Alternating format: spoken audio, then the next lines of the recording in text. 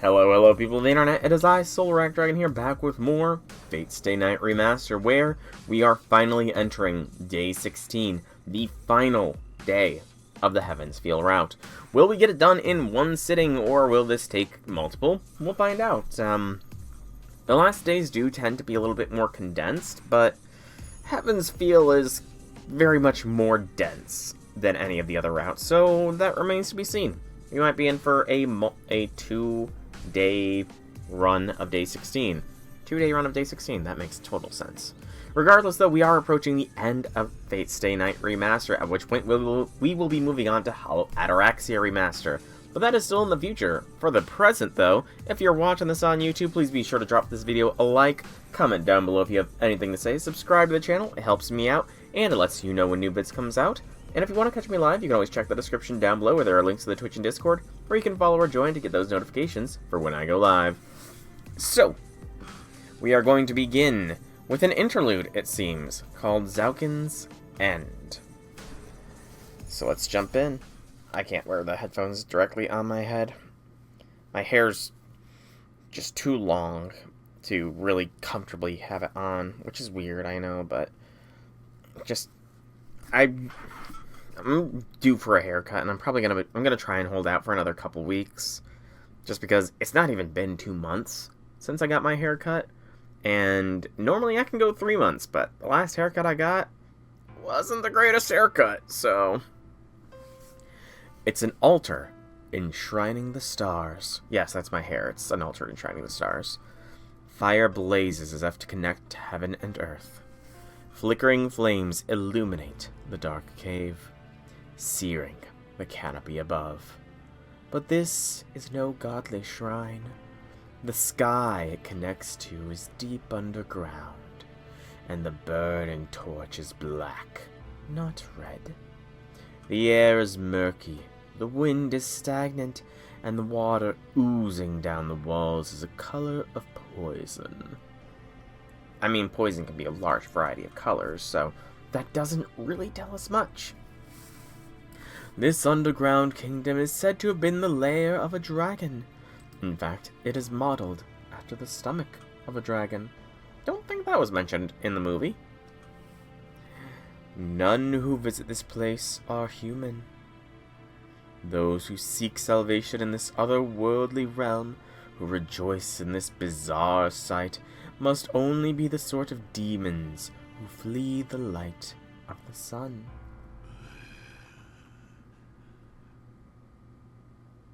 A skull-masked face chokes in the midst of the realm. Lit by dark crimson, he is the servant assassin who lost his master to Kire Kotomine. I suppose this is as far as I can go. My body can no longer last without magical energy. The white skull creeps along the wall. Ahead of him stands a girl. Dressed in black curses, she stares absently at the approaching skull. Finally here. Lord Mage, I do not see you, but are you alive? He stops 5 or 6 meters from the girl. Stuck to a wall like a spider, Assassin calls into the void. Yes, well met, Assassin. Finally, someone answers. The old mage's voice rings out in the void. The old man should have been eliminated by Kire, but here he is, alive and well. It is only logical. The Zaukin Mato, which was crushed in the forest, was no more than a swarm of worms. His real body, which anchors his soul to the world, sleeps elsewhere, in a safe location. Even the priest's holy words cannot destroy the old mage, as long as the insects that comprise his real body remain intact. It does pay me to lose all my limbs and all. I can't even send you magical energy right now, and it would be difficult to gather a new body on the surface. This will be an ordeal. Perhaps it's time. Sakura, make a contract with the assassin. We need a new bodyguard now after you lost Berserker. The old mage intones an order. The black cursed girl, Sakura Mato, doesn't respond. She ignores the absolute authority of the old man and continues staring out into space with lightless eyes. What are you doing, Sakura? Are you going to disobey me? A threatening current runs beneath his irritated tone. The old mage is slightly on edge. He is angry at the girl's ineptitude for losing Berserker and letting Ilia's veil slip away. Sakura, I will say it one more time. Are you going to disobey me? Cold contempt. The girl has never defied the old man when he speaks like that. Not out of fear, but because his dominance is absolute. She does fear him, of course, but she is literally unable to defy him. Reason being, her heart is... Lord Mage, I think her mind's broken. She had to take in so much. A feeble girl could not be expected to survive. The old man's irritation vanishes. He returns to calm silence. In this dark crimson pit, there is the sound of a slithering worm. It appears so. I thought she'd hold out a while longer. How anticlimactic. The old mage sounds both disappointed and utterly enthused. The girl doesn't answer. Her mind has been swallowed by the darkness. Then will you take her as planned? Make it sound so terrible. I didn't plan for this. It is the only option left. Sakura Mato's mind is gone. She won't be able to control that monster now. I know it is cruel, but I have no choice but to eat my empty granddaughter. He snickers. The laughter comes from the girl's throat. The old mage is laughing, using the empty Sakura's vocal cords. You should hurry. Without magical energy, my body is about to fade away. Yes. Let's begin then. It's really too bad, Sakura. I wanted to let you have the glory of acquiring the Holy Grail after you did such a good job raising that thing. Oh well. If you must blame anyone, blame yourself for delaying the ritual when you let Ilia's veil escape. A crunching sound. A worm wiggles its way into the girl's neck. It can't be seen. There is no worm crawling under her skin. Not from the outside. There was never any escape for the girl, not from the twisted thoughts nestled against her heart. Zauken Mato, insect user. His real body, the host for his decaying soul, is the pseudo-nerves envenerating Sakura Mato's heart. Your body hasn't fully changed, but I won't complain. I'll simply take command in place of its absent owner. Goodbye, Sakura. You were quite durable for a test subject. You entertained me quite well. There's a slippery sound of wriggling blood vessels. Zauken Mato's spiritual body orders his worm body to eat the girl's brain. But there's no need for that, grandfather. I'm perfectly fine.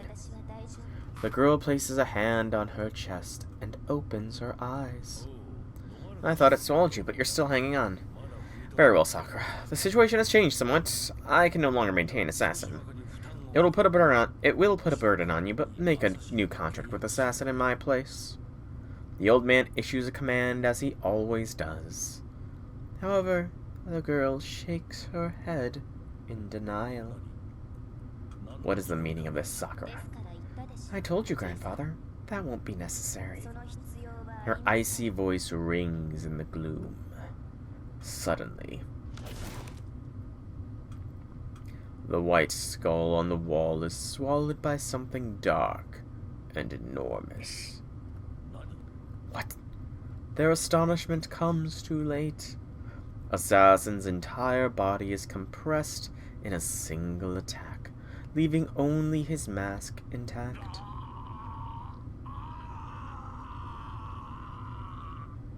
Gotta love the question mark in there as well, because it's a scream, but a questioning scream all the same. The mask falls. Beneath the white mask, where his face should be, is only another skull. That's it. I wondered what his face would look like, but he never had a face at all. What a boring person. You weren't hiding your face, you just wanted everyone to think you had one.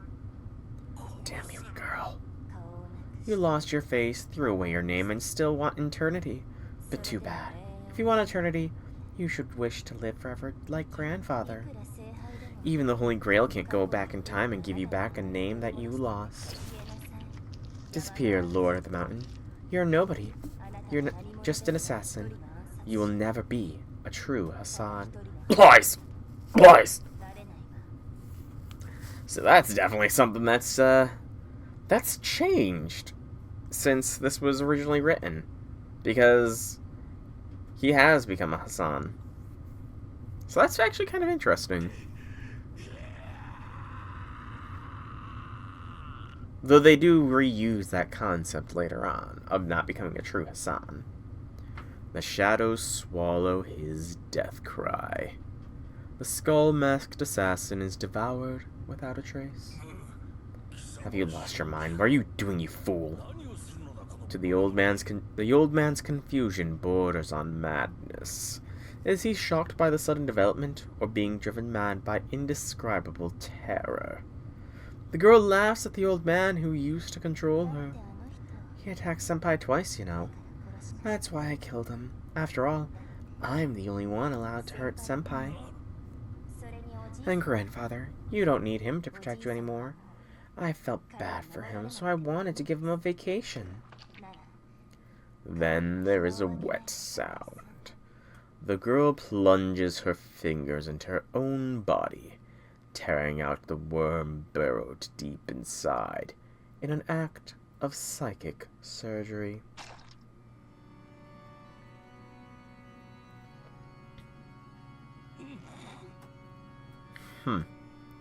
I don't recall that being what his body looked like in the movie. I really don't, but it's appropriate at the same time. It's like a tapeworm almost. What to call this terror? This confusion. The girl gouges out her own body, tearing her own nerves to shreds, all while giggling coolly. What are you doing, Sakura? He wriggles. With lightless eyes, the girl examines the thing that is her grandfather, the thing calling itself her grandfather, the thing that seems to have been her grandfather. That was easy. I always thought you'd be bigger, grandfather. In fact, the worm serving as Zauken Mato's main body was not always this diminutive. The old mage changed his host to a more suitable worm in order to parasitize the girl's heart. To do that, it needed to be smaller than a heart. In retrospect, his eccentric taste turned out to be his downfall. How dare. I should thank that priest. If he hadn't erased the rest of you, you might have really eaten me. She's seen right through him. No, this was inevitable from the beginning. The old mage never bothered to hide his objective, and the girl could not defy his will. So there was no problem. He only ever treated her as his eventual replacement body. So, she only had to wait until it was time to raise the flag of rebellion. Wait. It's not what you think, Sakura. Taking over your body was the last resort. As long as your mind was intact, I was gonna let you have the gate. I just want the Mato to have the glory. You win, and you can have everything now, Sakura. The worm wriggles. She gently smiles at the filthy creature between her fingers. That's all the more reason to do this. I don't need you anymore, grandfather. Now I can open the gate on my own. Something inconceivable is happening. The old mage made only one mistake. Wait, I said wait, Sakura. I was doing this for your sake, you know. How could you betray your debt to... Goodbye, grandfather.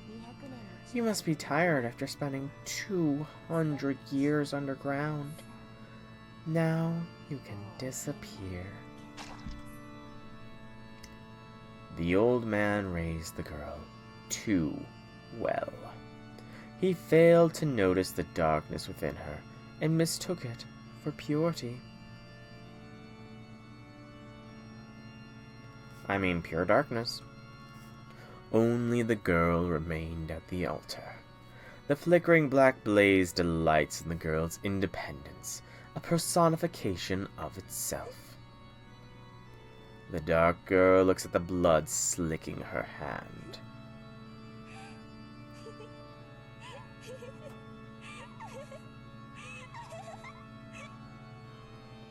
She stands there emptily, like a puppet with its strings cut, her laugh echoing on and on. And so ends Zaukin and Assassin. And then there was two servants remain in this Grail War, Ryder and Saber, both of which have Sakura as her master. So this looks like it could be the same dialogue, so I'll skim through this a bit. Nobody comes out. Yep. Wind blowing, listen to howling wind. Nope, it's different now. I sense power from the top of the stairs. They seem to be building something at the pond beyond the temple grounds. No, we're not going to the temple. The compound up top was just built for show, the benefit of masters seeking the Holy Grail. For the benefit of masters seeking the Holy Grail. Reen walks away from the stairs and into the forest. Are you alright, Ryder? I know there's a bounded field around the temple. I heard servants can't go in except by the front gate. There is pressure, but it's bearable now. Once we're inside the cave, we will be close to the best ley lines in this land. As far as servants are concerned, it'll be easy to recover simply by absorbing mana from the air. Okay, well, hang in there.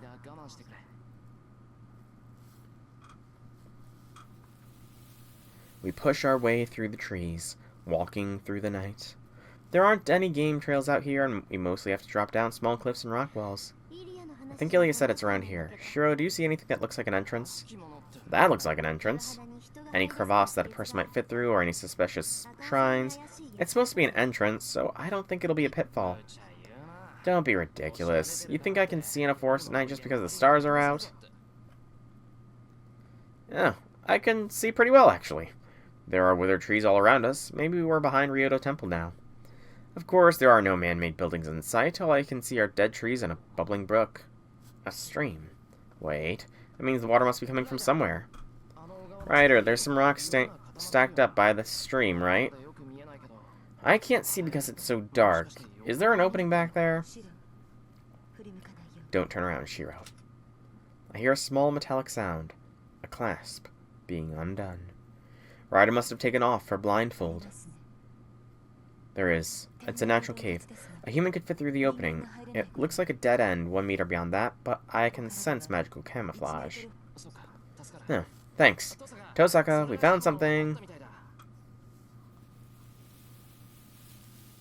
I call out to Reen and head down the stream.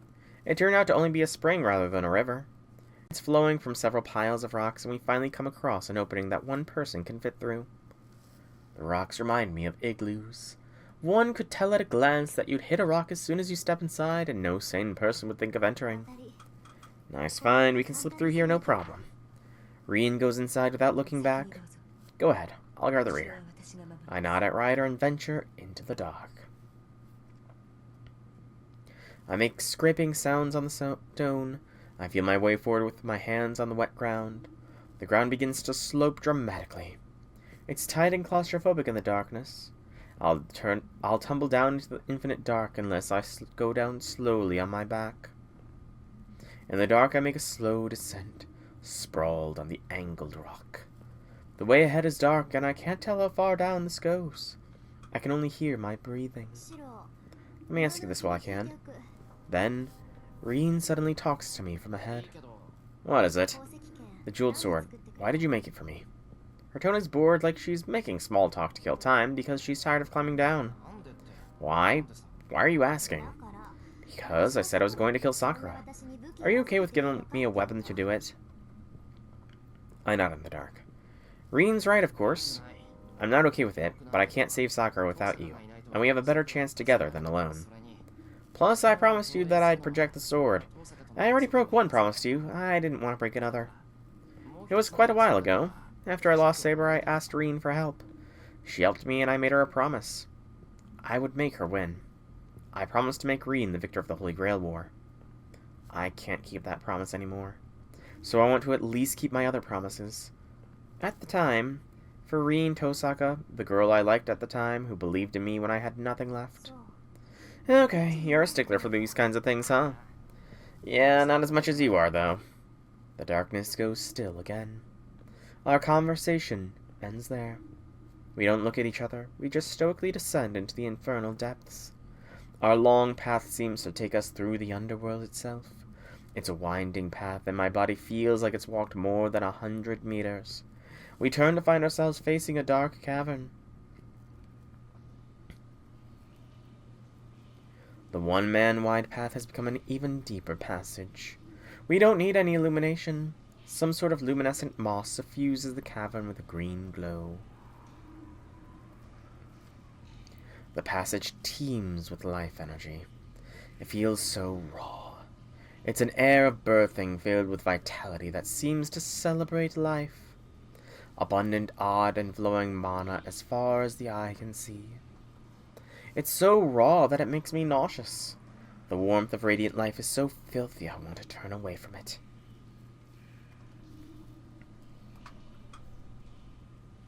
I have nothing to say. This is a land of death. Talking to Reen would lower my guard enough to get me killed. Let's go. From here on out, prioritize your own life. Reen goes deeper down the passage toward the source of the dark air. Ryder and I move forward, keeping an eye on our surroundings. I see something red. Early on the ground. These are unmistakably blood stains. The blood splatter continues into the cave. Did someone get here before us? Were they wounded so badly that they bled everywhere they walked? Sorry, I'll be right there. Touch the bloodstains to see who it is! Though I'm pretty sure I know who it is. I shake off the premonitions and keep walking. I can't afford to worry about anyone else right now. If I lose focus, my mind will shut off. Worrying about extra things could erase me entirely. I grip the pendant tightly in my right hand. I use the pain to remind myself who I am, and step into the verdant dark.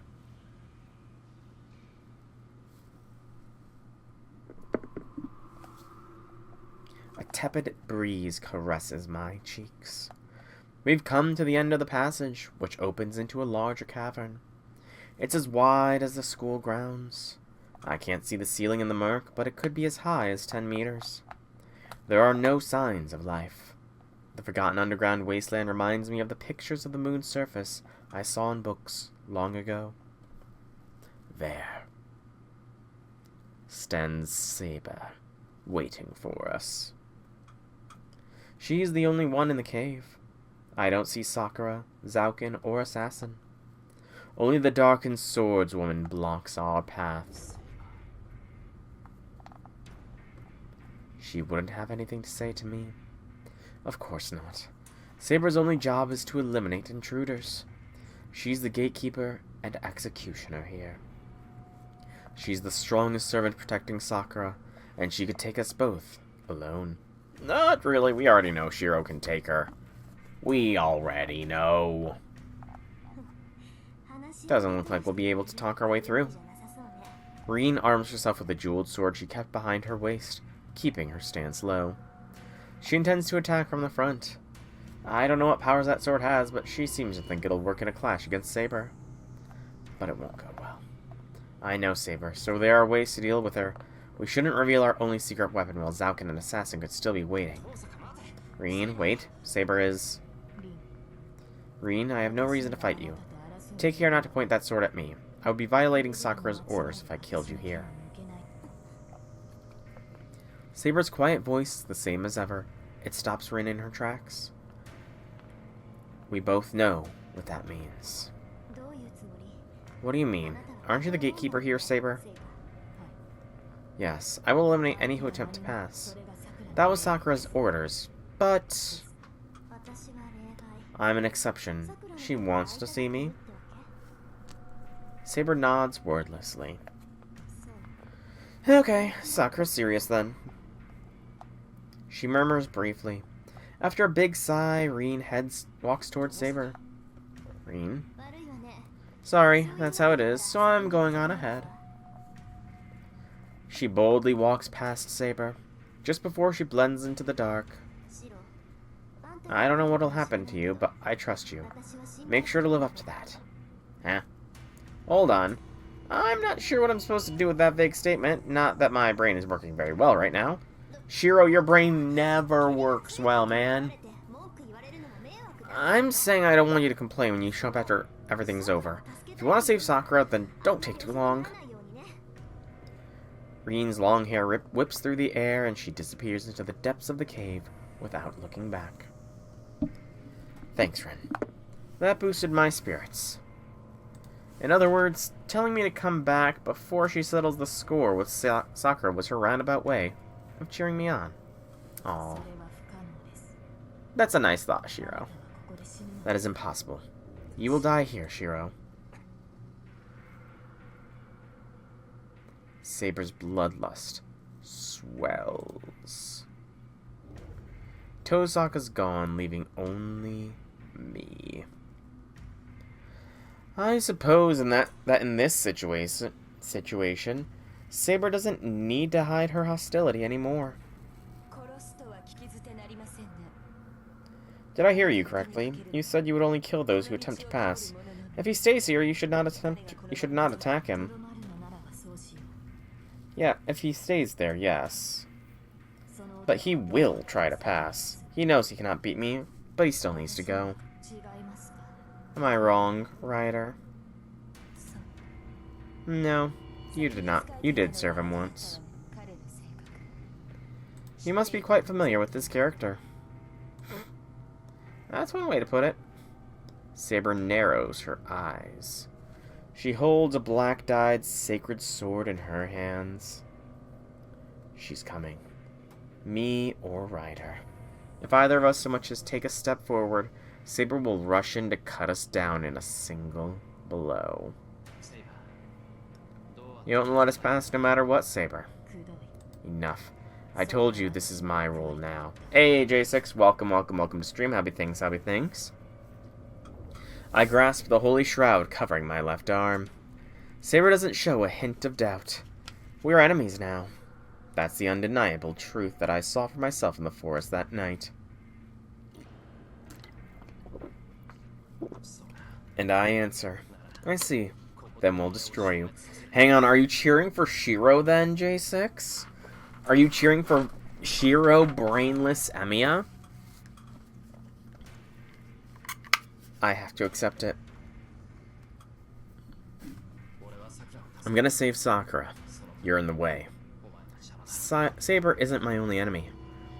I still need to deal with Assassin and Zauken. Who's responsible for all this?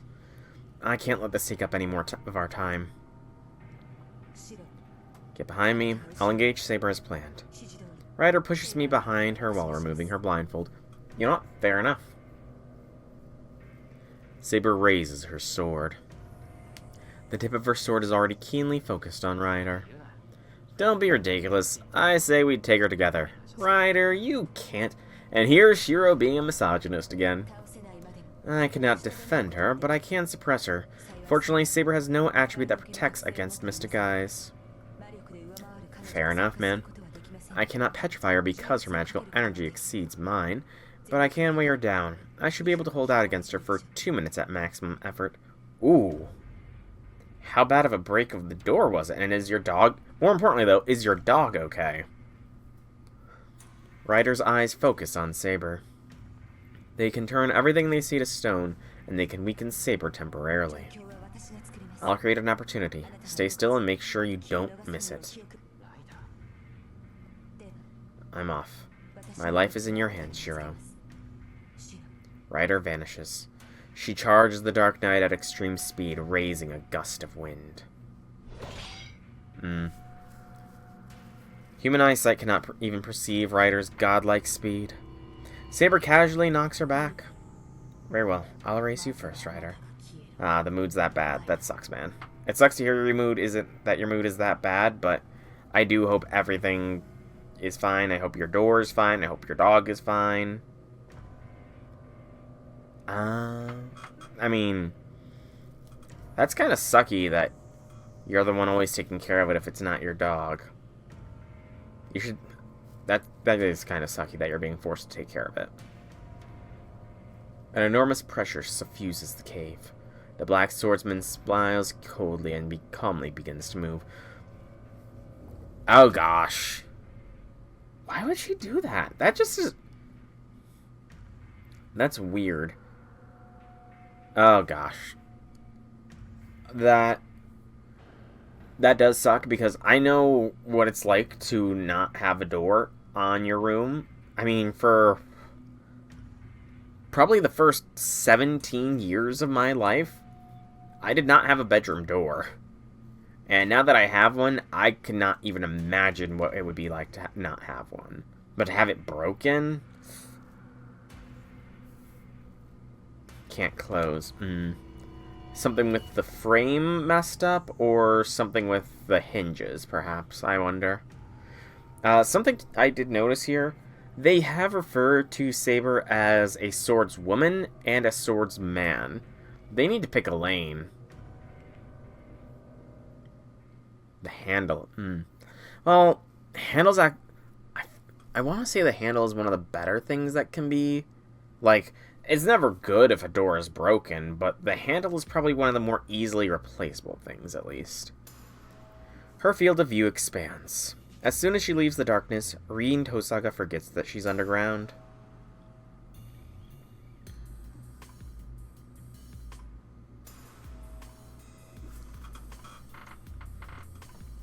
She sees an infinitely high canopy and a black sun.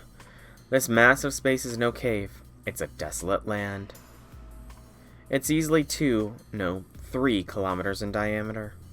A giant monolith stands in the distance. It is the beginning of this war, and the end. Once she climbs that precipice, she should see a giant crater. Therein lies a system that's been operating for 200 years. A dark pillar burns inside the bowl of the huge rock containing the giant magic circle called the Greater Grail. Excuse me. The black shadow pulsates. How is the weather any better for you up there? Because I remember you saying it was doing pretty bad recently. 15, you're allowed to play per day. I only played 5 of the 10 I did. Ooh. Oh, wait. 15. Are you... Oh, you're referring to the Pokemon thing. That's right. You did say you were going to be doing the VGC or something, right? That sucks terribly. Good gracious, man. They should let you at least try to reconnect. A wave of magical energy leaks out from something within, illuminating the wasteland. According to Tosaka archives, it's called the Altar of the Beginning. In its very center lies a circular cloister, a heart world, the cup of heaven. Pregnant with immeasurable magical energy, it will give rise to another world worthy of its name. You know, I've got to say, you don't often hear pregnant being used to describe things in this manner. Like, I guess it does have... It can be used interchangeably with some other words, though very rarely. Like, imbued could be replaced with impregnated, but, I mean, it's a weird replacement, but it is viable in some ways. It's just, there's a connotation normally with it that is not there. I mean, I get why they are using it here, considering the earlier comparisons to what is going on with Sakura and Angry Mango and all that, but still. You're gonna do the remaining 5 since games I don't play get carried over. That's fair. And I don't suppose there's anywhere you can go that has a better internet connection, is there? That's Angry Mango. She wasn't kidding when she called it all the evil in the world. Rin makes a light remark as she walks toward the altar. She's worried about Shiro and Ryder, but her situation isn't much better. The magical energy filling the Greater Grail isn't in a dimension that humans can do anything about. It's an effective, inexhaustible vortex of magical energy. an inexhaustible resource that mages from around the world gather here to use. A human could never use it all up in their lifetime, and even if there was a limit to it, it's still correct to call it inexhaustible. I guess it is possible. That's definitely a holy grail that can grant any wish. She can feel her resolve starting to break under the premonition of death, numbing her limbs, and the overwhelming disparity in combat strength. But Rin keeps walking, distracting herself with light-hearted quips. At the moment, she's on guard against Zauken, an assassin.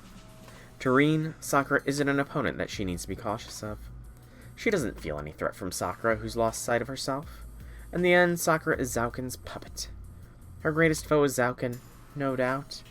Any face-off with Sakura will come once the rest of this affair is settled. That's weird. At this rate, I'm actually going to get to the altar. Zauken wouldn't have allowed an intruder to come this far. He would have attacked her well before she got this close.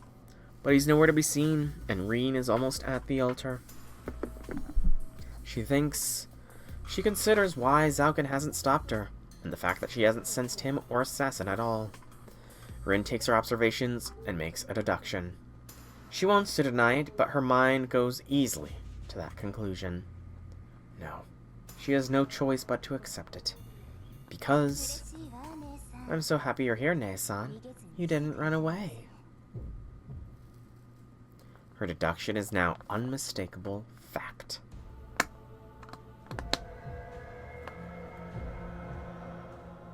Crazy eyes! Holy Grail. She looks up. On top of the high cliff, in front of a black sun, Sakura Mato welcomes her sister. Rin takes a slight step back, overwhelmed by Sakura's sheer gravity. Wow, Rin, calling Sakura fat? That's mean. Her transformation is more than anything Rin expected. Angry Mango is a servant with no definite form. It's nothing more than a shadow incarnated by human wishes, modeled after human fantasies. Thus, its power is granted to the host and master who will give birth to it. At this very moment, Sakura Mato is Angry Mango. And now she serves the function of taking the curse of all the evil in the world, giving it direction, and spilling it into the world. Hey, Janice, welcome to stream. Happy things. Oh crap, if Kiri was here, he'd probably call her an agent of God. Looking up at Sakura, who's become endless magical energy, Rin unseals the jeweled sword. It's going. We are in the last day of the story, and the confrontations are about to begin. Shiro and Ryder are about to face down Seiba, and Rin is about to face down Sakura. But is this something she can even fight? Weapons which support magecraft and mystic codes which support rituals are broadly divided into two categories. The first type are amplifying functions. These are backup fuel sources that amplify or replenish a mage's magical energy or enhance their magecraft.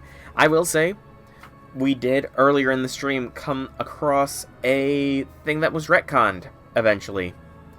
Sakura called Cursed Arm not a true Hassan. And we know that is eventually retconned because he is a true Hassan Isaba. They are treated as orthodox support for mystic codes, and any mage who owns at least one. Rin's jewels fall into this category. The second type are limited functions, special magical implements where the weapon is magecraft itself. They are powered by a mage's magical energy and enact a predefined mystic. Their greatest advantage is that a user can execute magecraft that they personally can't perform, as long as they have magical energy. Limited functions may not be versatile and restricted to a single purpose, but they have an accordingly powerful effects. For example, a spear which always pierces the heart, a bridle which can control a divine beast, or a dagger that cancels out all magical effects. Man, those sound like some really powerful items. Where do you think we could get such really powerful magical items? They all sound like they could be really useful right now. Especially that dagger that cancels out all magical effects. Whew, that'd be really useful. Most noble phantasms are classified as limited functions, Those are noble phantasms, wow. And which type does Reen's jeweled sword fall into? It's an amplifying function which grants the user magical energy, or a limited function which defeats an enemy with a unique ability. Is it? Still, no matter what it is, she doesn't feel like it'll work against Sakura. There is an overwhelming disparity in power. Sakura could probably blow away any magecraft without even trying. What's wrong, Nae-san? You look scared. Don't tell me you're losing your nerve after coming all this way. Quite the mouth on you. How about you? What's a crybaby like you going to do without your guardian by your side? The air freezes. Rin, now is probably the worst time to try and taunt someone.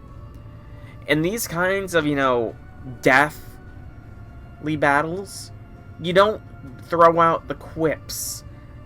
Maybe it helps lower your nerves a little bit, but still, when the disparity in power is this great, don't quip with them. The lukewarm vitality that fills the cave becomes tinged with dark bloodlust. The dark girl bites her lips and slightly sighs. Grandfather's gone now. He got in my way, so I crushed him, an assassin. She giggles and smiles elegantly.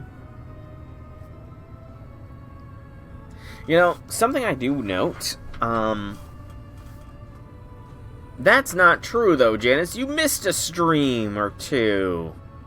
That's weird that you can still claim that, but maybe that's just the 35th stream in a row you've watched of mine? I don't know. That feels low though. That is really low. Maybe it's a new function, so maybe not.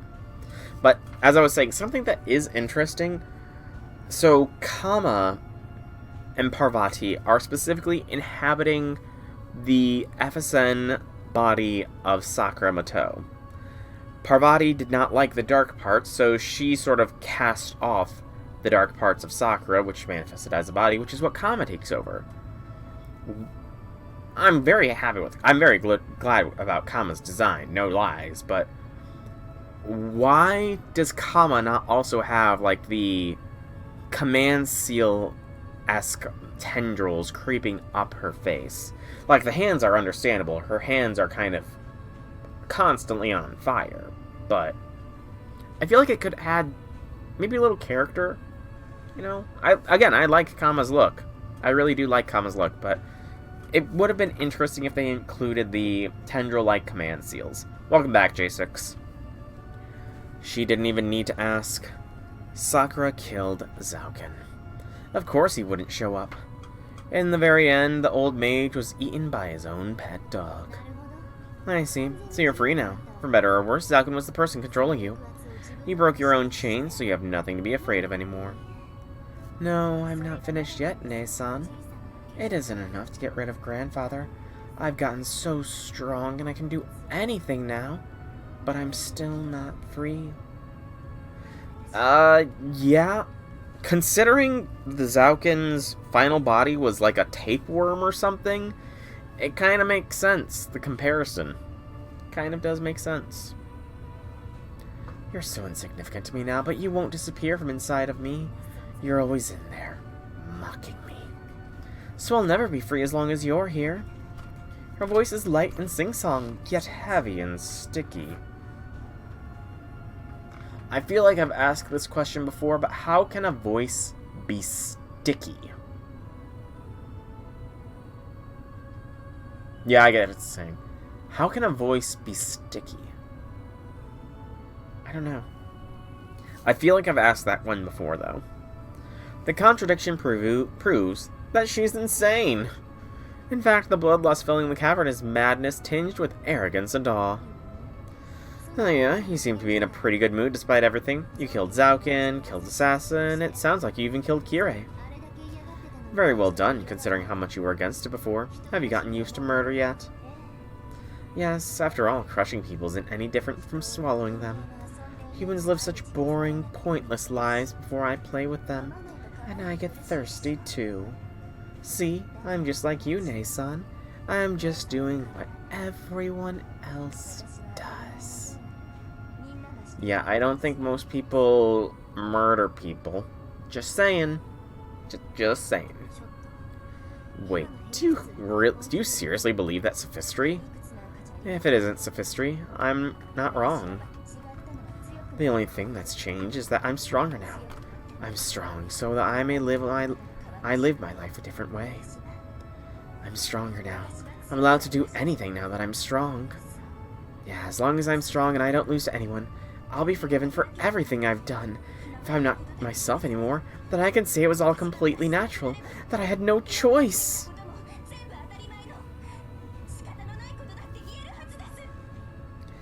Yeah, she's insane. She screams in rage. It's the sobbing whine of a child who has nothing else to believe in. Get it now, Nei-san? That's who I'll be. So I can kill anyone now. It's perfectly normal to me now. Yeah, okay, so you're gonna take your anger out on anyone you see, but what about Shiro? He still thinks he can save you. Are you going to murder him too? Fair point, J6, fair point. The girl's face twitches. Rin's question was the last barrier. Her ecstasy begins to recede. Hearing that the boy is so near at hand, the girl manages to reel in her mind that she'd nearly let go of.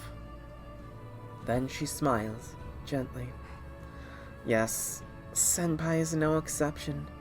Actually, he's the only person I really want to kill, Nei-san. Yeah, I want to hurry up and swallow Senpai. Sakura, you've been doing that for the past few nights. So, I mean... Sakura, jeez. I guess she's got, much like how Shiro got something for blood, Sakura got a different, thing out of their interactions. Sakura's answer is too late, in every sense of the word. Rin grips the jeweled sword, calculating the distance to the enemy above her, and thinking about it, I wonder, because the Sakura 5 are all based on the Sakura AI, which is based off of Sakura. Would that desire to swallow people, is that more emphasized in Kazura Drop or in Melt? What was all that you said about taking Angry Mango down with you? I thought you were stupid, but not this stupid. You completely let it take over you. You've stopped being human. The hostility is plain in Rin's voice. As the administrator of these lands, she's identified her sister as evil. You're just playing tough. Be honest, Nei-san. You're actually jealous of my power, aren't you? You envy me. That's why you came to kill me, even though you know you can't win. Yeah, you want to take this child away from me and make yourself happy.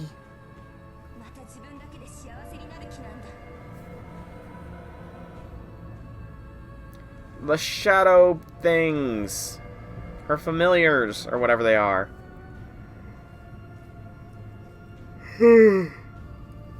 Fair point. A shadow rises.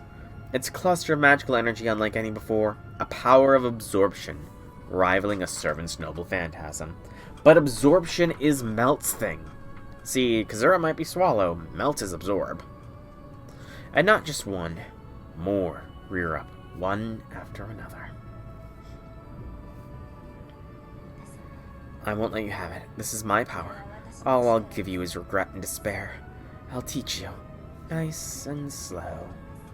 I think it is supposed to be her, element at work. Because her element is... I want to say it's the imaginary element is what Sakura's elemental alignment is.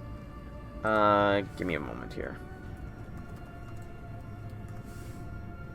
Who just said anything? Hey, Kritzy!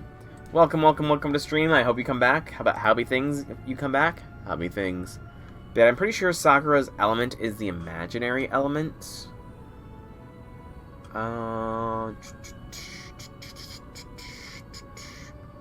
Imaginary numbers.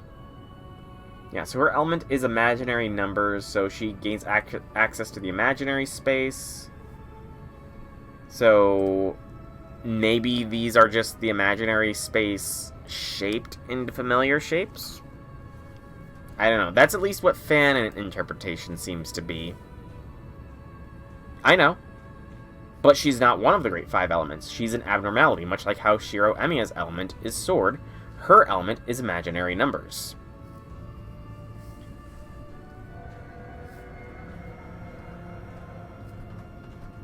Four shadows tower over them. They reach for the girl below like giant protectors. I'll show you the difference in our powers, Nei-san. No one's coming to save you this time. Drowned in the cup of heaven like a bug falling into a lake.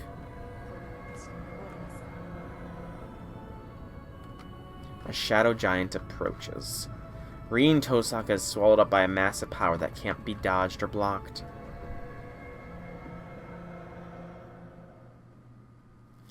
Well, I'm pretty sure Rin was not supposed to be swallowed there. Did I somehow hit another long-form bad end? Two dark figures clash. One of them is Ryder, who dashes at supersonic speed, unleashing a dizzying flurry of attacks from the ground, the air, front and back, left and right. The way her long hair trails behind her as she streaks back and forth resembles a shooting star.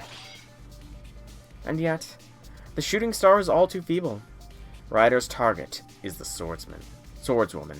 See, there they go again, changing it to swordswoman. Saber takes a firm, assured stance and intercepts Ryder's assault with overwhelming force. It fails to budge her at all. Ryder leaps and strikes from unexpected and wild angles, but Saber just needs to turn and bat her daggers aside. Her riposts steadily break Ryder down. Her firmness and fierceness are like that of a black sun, a giant star that burns any who approach. Even if it can fly through the air, a shooting star that could blink out any second could never overcome a stunt. No, I think she's very definitively a she. Another of Ryder's ambushes fails, and her strength is shaved away. She boasts superhuman speed, but she's being forced back by Saber's counterattacks. In the blink of an eye, she retreats and charges like a dark firework. Dark firework? But she's only barely evading mortal injury. Maybe, or again, I mean, considering the various errors that have been in the translation, you might be giving them too much credit, man. They might just not be consistent. Ryder's speed drops with each assault. High-speed movement and rapid attacks too fast for the eye to follow. Any of Saber's injuries are automatically healed. The conclusion seems foregone. It takes every last drop of Ryder's energy to suppress Saber.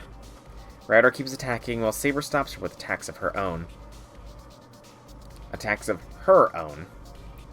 Ryder knows that she and the boy she calls Master will be killed in an instant if Saber goes on the offense.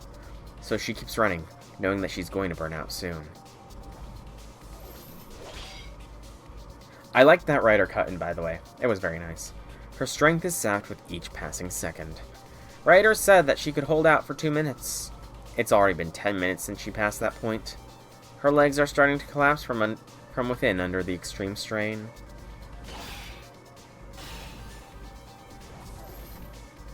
Meanwhile, Saber is completely unharmed. All of Ryder's attacks have failed to reach Saber, while Saber remains firmly planted, showing no signs of fatigue. Skill, strength, magical energy. Saber has the overwhelming advantage in all three. So the instant Ryder loses her only edge, her speed, Saber will most likely move. Ryder's mobility steadily declines.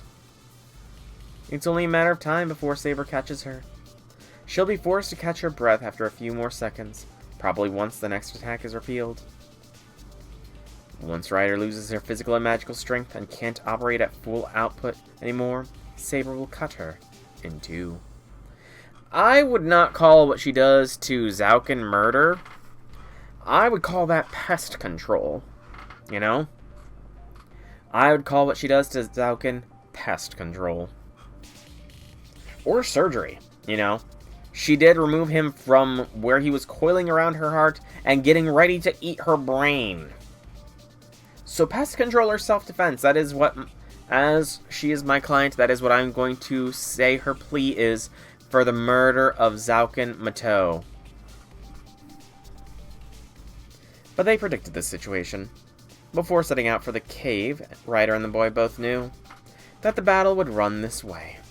She knows that this is a losing tactic. There's only one way to avert her death. They wait for the opportunity with bated breath.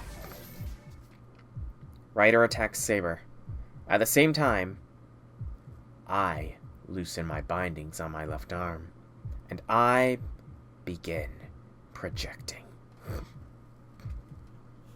I'm fading away. I loosen the holy shroud around Archer's left arm.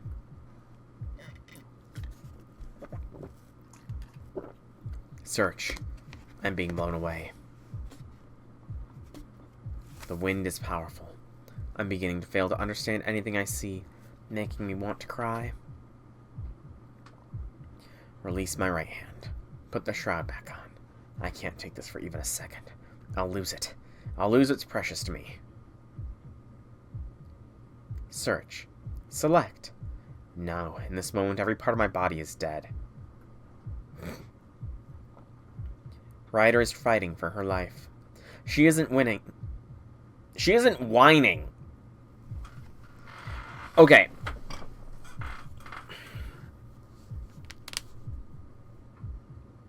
I'm not sure if that is a typo or if that is intentional, because honestly, I can see both. I can see the reason for both whining and winning being there. Ryder is fighting for her life. She isn't whining. I could see that being meant to be whining or winning, but I'm going to say it's no typo here. I know that's how you spell the word, but what I'm saying is that could not meant to be whining. That could be winning. Like, Ryder is fighting for her life, and she isn't winning right now. Or Ryder is fighting for her life, and she isn't whining. I can just read. That is what I'm doing. I'm reading and I'm interpreting that it could be winning or whining. I need to do what I can. I can fight. I can't lose focus, even for a second. Ryder will decide the timing. I need to free my left arm in advance so I can be ready. Select. Analyze. But it hurts. It hurts. I'm scared. Hurry. Hurry. Yet. Right.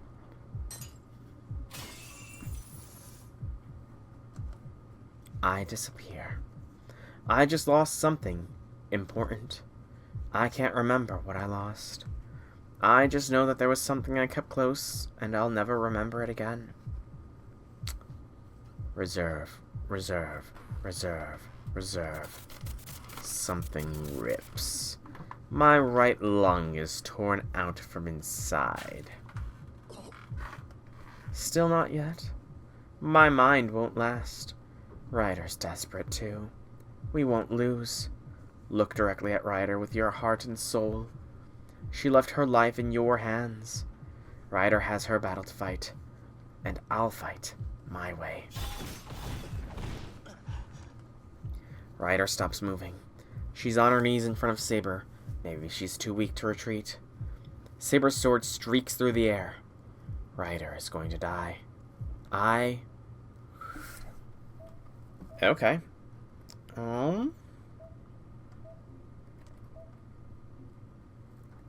Choice here. And okay. Okay. Like,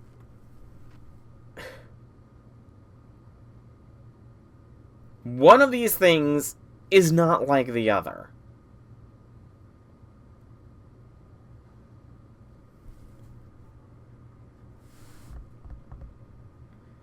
But waiting for chance is also the wrong... It's gotta be the wrong thing to wait for the chance as well. I think there's 2 bad ends left. Yeah, clashing with Saber would be dumb.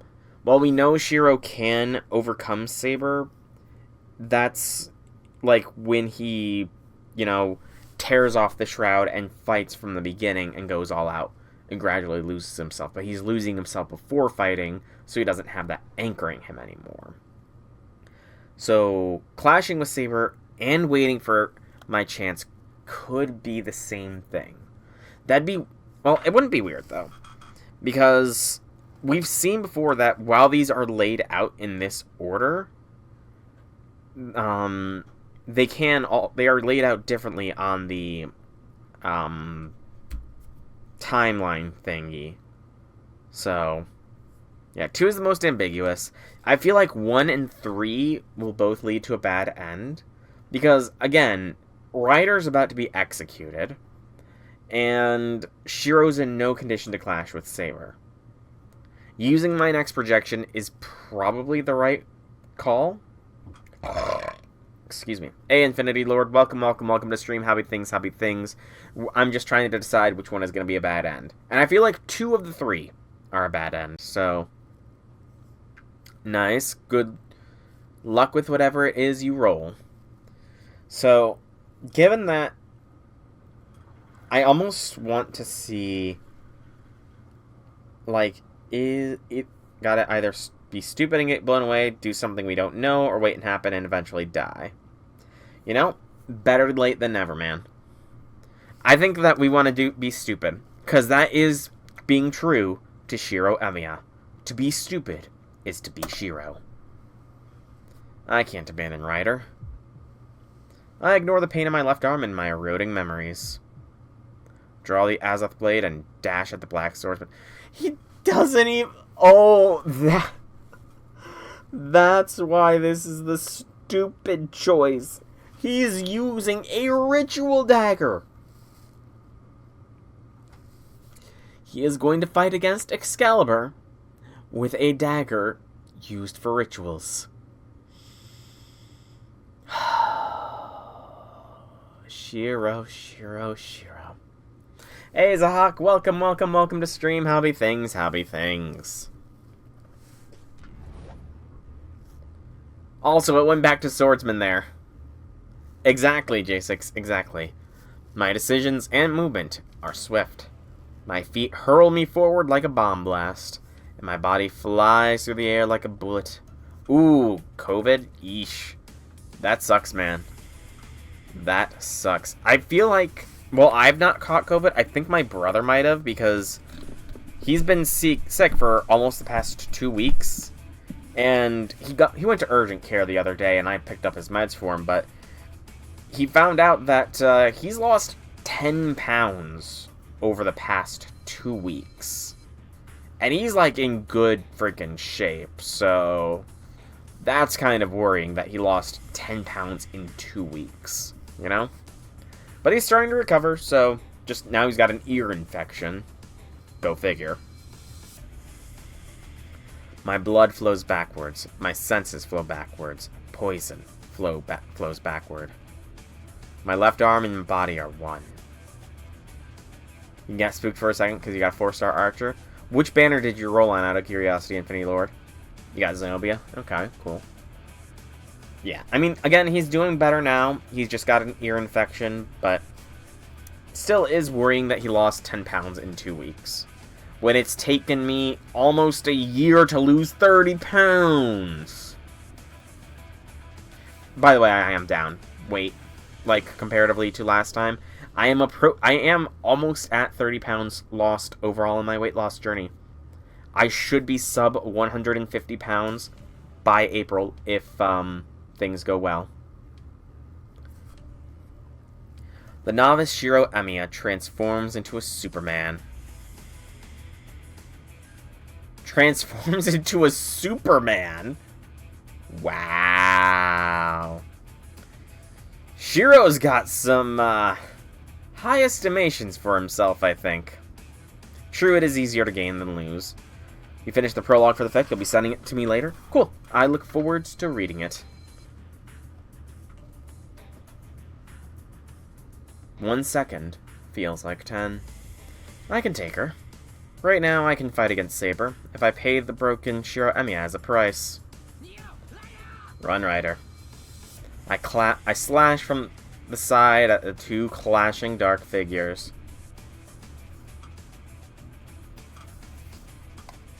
He's using...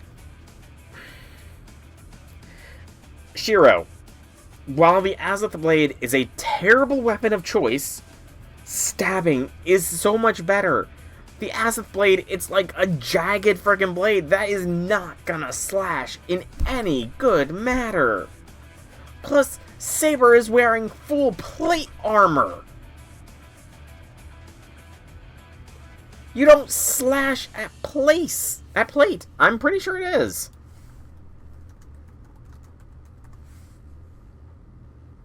Oh, maybe I was thinking of something else.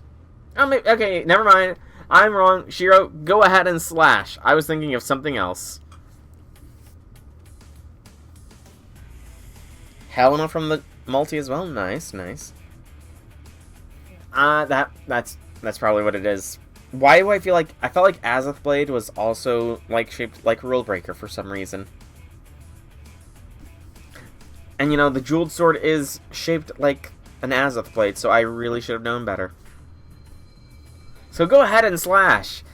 Even though, again, Saber's wearing plate armor, and Slashy is not the best against plate. Shiro. Rider kneels on the ground. Saber reacts to me only with her eyes. I got her. I bring the Azoth Blade down on Saber's defenseless left arm. Shiro, I'm gonna quote Thanos here. You should have gone for the neck. It shatters. The dagger should have pierced her body, but it completely shattered as soon as it touched her. How... Why does he think... Why is it pierce? He went for a slash. It should have slashed her body, not pierced her body. A light speed attack slashes me in response. Oh, my bad. See, there we go. Now slicing is being used properly. Just as I intended, my arm go... I'm sorry, Shiro. Just as you intended. Shiro intended to lose his arm.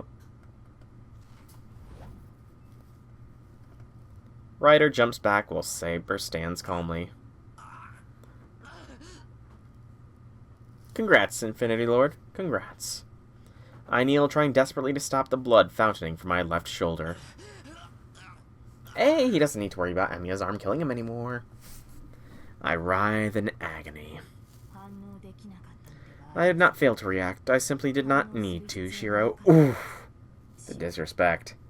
The Black Swordsman declares in a stone-cold voice. I hear footsteps approaching. I'm helpless. She's... behind me. I've plucked out your fangs. Sakura does not say it, but she wants you to live. She would prefer that I render you harmless and bring you to her. But... a sword bites into my back. I don't think it's gonna be blood loss. The cold weight of death pushes only a few centimeters, stopping short of my heart. Choose. You can die here to my sword, or I can deliver you to Sakura where you'll meet a fate worse than death. The choice is yours, Shiro. Do we get a choice here? My consciousness fades. We don't get a choice. I feel my blood leaving my body and the weight of the blade in my back. I don't know which option I chose. All I know is one thing.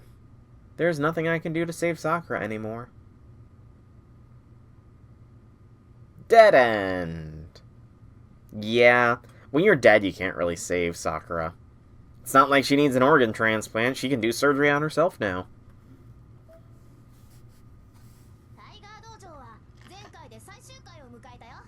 Who the heck is this?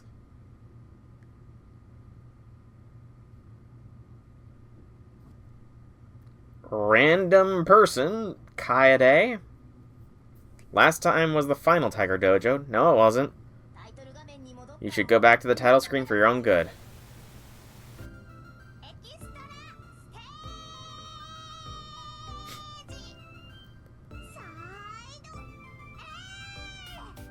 Side A. Oh, there you go, Infinity Lord. There you go. How's everyone doing? Did you hit a ruthless dead end? Welcome to Tiger Dojo Remixed, where we save you from your bad decisions in a light-hearted tone. Our battle has just begun. Hey, don't say that. Lines like that go straight to an ending, so stop. Anyway, you're right before the climax of Sakura's route, which is no time to be dying right while Miss Tosaka's in a pinch. Yeah, you can't beat Saber no matter what, Shiro, so trust Ryder and focus on your own job.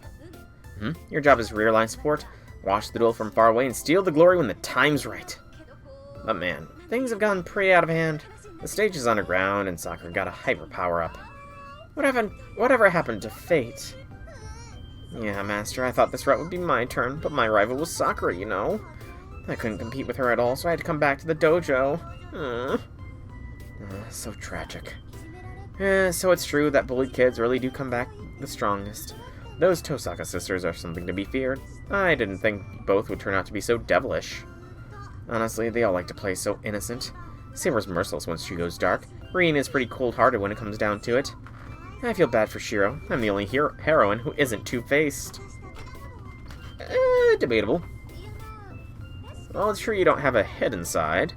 And now it's time for a little tease, as tradition goes. Sakura's route, Heaven's Feel, has two endings. One of them is the grand finale, and the true end to Fate Stay Night. True and normal, right? I think normal's pretty easy to get, but true depends on what you've accomplished so far. To be blunt, if my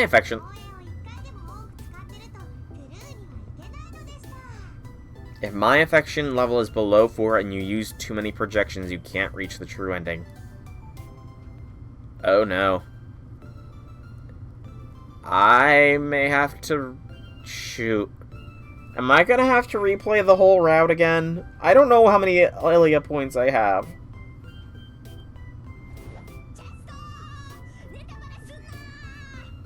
No spoilers. Oh, come on, we're almost at the end anyway. I said no, this is the Fate's last bastion. But yes, if you restart from day 14, you should be able to fix Ilia's affection level. Okay, that's good to know, I guess.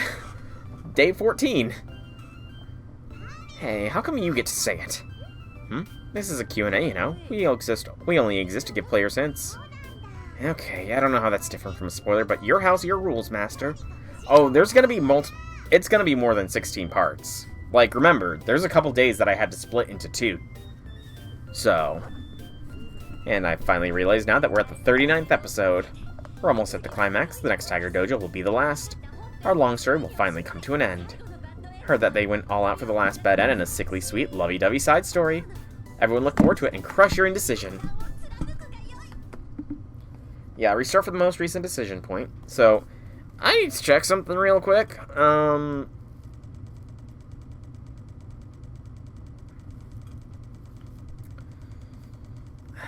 Just gotta wind back as far as I can go here.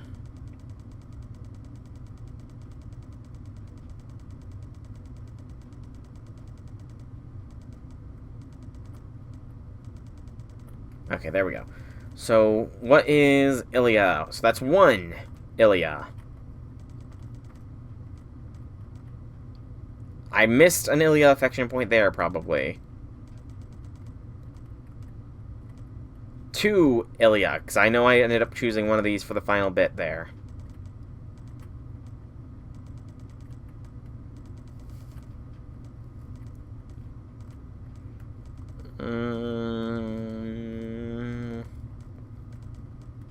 So far we're at 2 points Ilia, 3 points Ilia. Okay, we might actually get the true end on first go around.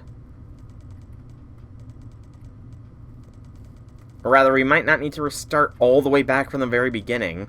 Okay, we have at least 4 points Ilia. That's good. That's what I needed to see. We have at least 4 Ilia points. So, the question becomes, do we want to So they also mentioned using too many projections. So that makes me think that using the next projection is the choice that will be sort of the split between true or normal ending. So the question now is, which ending do I want to get first? Do I want to get the true ending first or the normal ending? I feel like the normal ending first. Yeah. So I guess waiting for a chance was not a bad end choice. This is the nexus point to getting multiple endings. We're going to go for using the next projection and go for the normal end. I surpass my limits. I'm gonna project a weapon to stop Saber while maintaining the projection I made for Ryder. What did he make for Ryder? That was almost epilepsy again. I lose my calm. My thoughts go white hot and exceed the speed of light. The objective and subjective are stripped away. Unknown knowledge dominates me. Trace, fractal, project heavy weapon. I endlessly reduce, expand, endlessly grow. Fantasy becomes chaos with laws. That which came from nothingness no longer comes from nothingness, and many similarities arise through its expansion. My bones twist and pierce. I am the bone of my sword. I instantly project a sword and ready it. Kaldabog the Second. I don't need to aim. I've already imagined it striking home, so this arrow will absolutely hit Saber. Airplate is broken. I view the results with my destroyed left eye. Ryder has retreated from Saber. Saber repels my loosed spiral sword and plants her feet instead of pursuing Ryder. Only 2 seconds have passed, but it's more than enough time for Ryder. Noble Phantasm. 50 meters separate them. Seeing the distance between them, Saber instantly divines Ryder's intent. She has only one way to counter it. She'll answer Ryder's ultimate attack with her own. This didn't turn out so well for Ryder the last time it happened. There's a torrent of dark light. The wind coils and Saber's sword glows red hot. This comet will likely attack in 1 second. She deploys her strongest Noble Phantasm to cleave through Ryder's pure white light.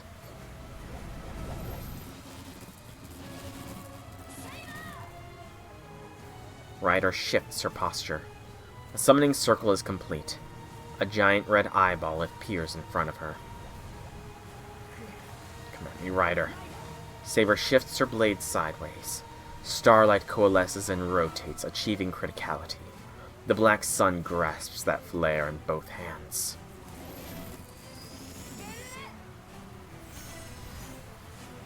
Ryder chants its true name. She's instantly enveloped in white.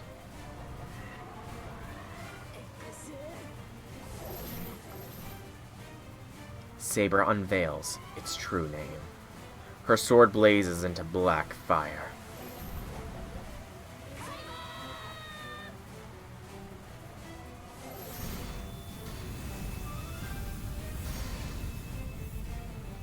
Yeah, the last time this happened, again, it did not turn out well for Ryder. 2 rays of light flood the chamber, struggling for dominance. Time stops for an instant. Shiro Emiya accelerates his inner world, disguising a moment as eternity. Begin projection. Search, select, analyze, project. This is my role. This is my second projection. Magecraft which erodes my body. But I can't defeat Saber without it. Ryder can't overcome Saber's Noble Phantasm, not even with Bellerophon. We both know that. So I'll help her win. If Ryder's Noble Phantasm lacks destructive power, I just need to make up for it. I am the bone of my sword. I've decided what I'll use. I complete the projection in an instant. I'll make Ryder win using the greatest defense Archer knows.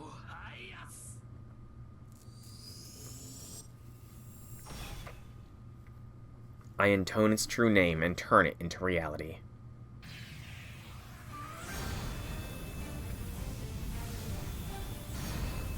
There we go.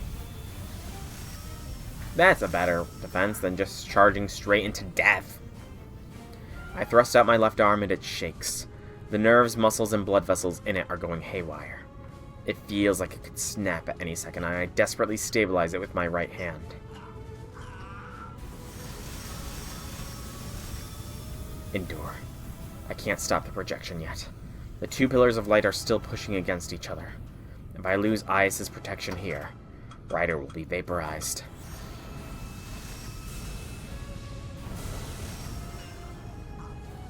My flailing left arm and left shoulder fire bullets into my body. Uncontrollable magical energy rips around inside my body, like someone going wild with a rubber eraser, scrubbing Shiro Emiya's insides blank. I howl. I scream to drive off the pain and terror of losing myself. Raw magical power clashes. It completely upsets the rivalry between the two powers.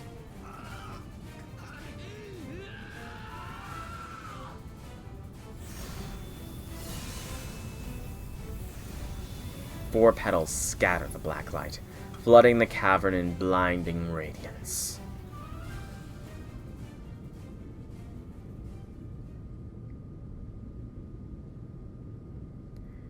That wasn't very destructive. The servants are sent flying apart. Ryder slams into a wall unprotected with the same speed as her charge. Saber is blown away by Belafron's light and falls to the ground on her back. They're both still alive.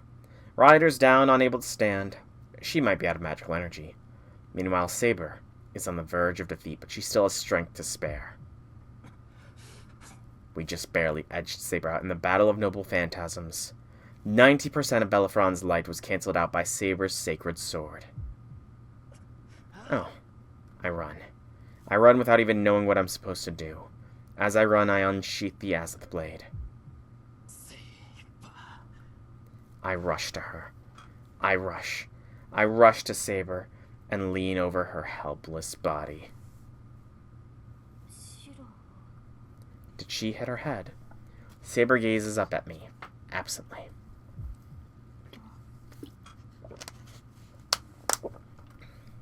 I wonder what I look like in her eyes. I straddle her, raise the dagger, and look down at Saber. Saber's regeneration is nothing to trifle with.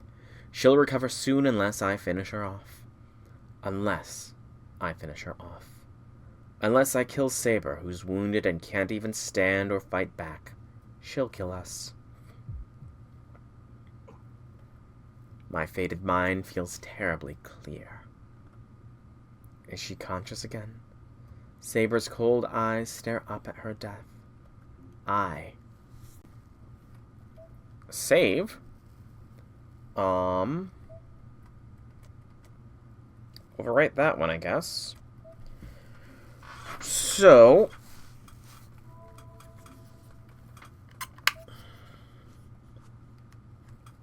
welcome back, J6. You just missed the clash, and now Saber is being straddled by Shiro, about to be stabbed with a dagger. You know, Shiro, I'm just saying, this is the second time this route that he's stood over a woman ready to stab her with with something. That really says something, doesn't it? Shiro, I think you're taking your thing with swords a bit too far. Not everyone is as into swords and blades as Shiro Emiya is, so you don't need to do this, man. He really needs to stop. He needs help. Not again, but I feel like he's about to. Because I know how the movie goes here. And we know that this is going to get us the normal end no matter what. The divider is back in that one scene, and not using projection would have been a thing to get to the true ending. The character you didn't know entire is one of Shiro's classmates. She appears early on, but not again from the bad end. Ah, gotcha. Yeah, I don't remember her. So, I think helping Saber here is going to lead to the last bad end. Because it did, again, the jokes are the deepest lore. It said the bad end is sort of a lovey-dovey thing. So, I don't know. We're about to find out. I can't bring it down. My hands holding the dagger kept trembling, and I can't stab Saber in the chest. Plus, I mean, this is a thematic thing. He couldn't stab Sakura, and now he can't stab Saber. She just keeps staring at me. Although it would be ironic if, like, stabbing was a bad end, because that was the bad end with Sakura. She's gazing at me without any particular emotion, like someone watching firelight on the opposite shore. It was only a few days. Less than 8 days had passed since the night that I lost her. No, I guess it's already been that long. It's been that long since I lost her vivid gold hair and her gentle green eyes. The beauty of her whirling swordsmanship and silver armor is still fresh in my mind. She accepted an ignorant boy as her master and served as my sword until the end. No matter how many times she was hurt or faced death, her conviction never dulled for a moment. I won't forget her. I can't possibly forget the miracle of that night. Her golden hair drenched in moonlight. That was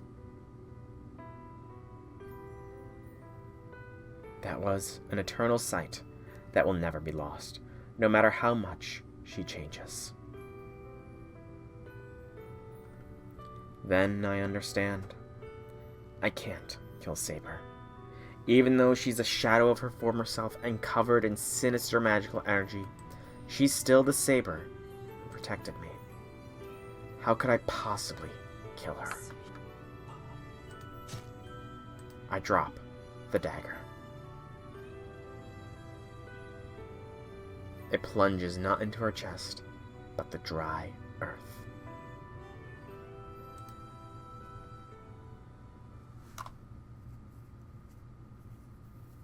Oh.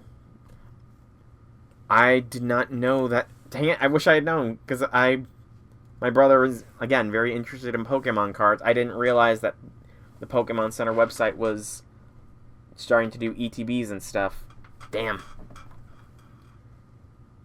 I mean, he does kind of want to... He does know what the new DLC Mega Evos are. I've told him not to tell me, and he says that some of them look like they could be money cards, so...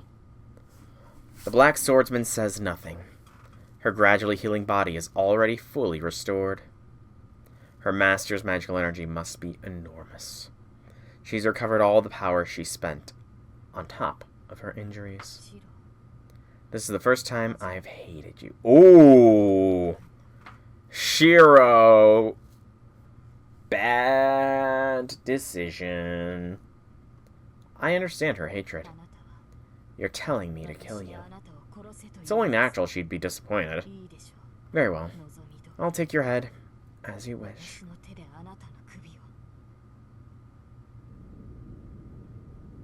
The cave rumbles. What's happening on the other side of the darkness? A vibration that feels like death throes comes from the depths where Tosaka went. They remind me of someone wailing. Is whoever's making these vibrations desperately calling for help?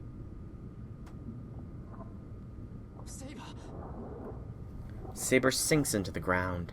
It must be related. No.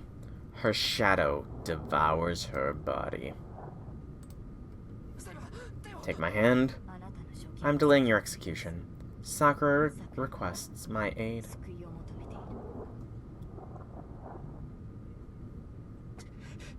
The shadow fades away.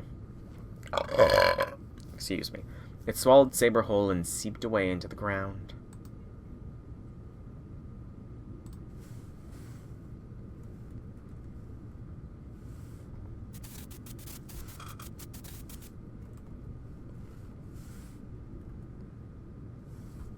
Okay, that's why. It requires me to verify myself for the page. Set based off Zygarde and called Perfect Order, apparently. Okay.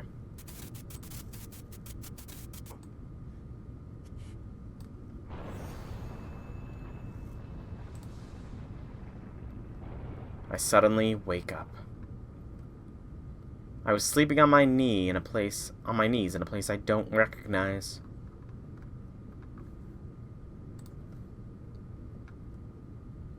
No, something's wrong. Something's wrong, but I can't remember what, no matter how hard I try.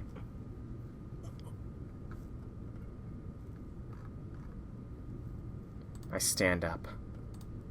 I shake my head to clear it. Okay, yep, I see it now. Yep, all sold out. All sold out, sadly. Oh well. I'll have to look into it, just so I can give him a heads up to keep an eye out as well. Oh, I see it's got some of the new megas on the box. Okay, good to know. Welcome back, OM Critzy. Oh, stretch. Alright, stretch indeed. 1, 2, 3, stretch.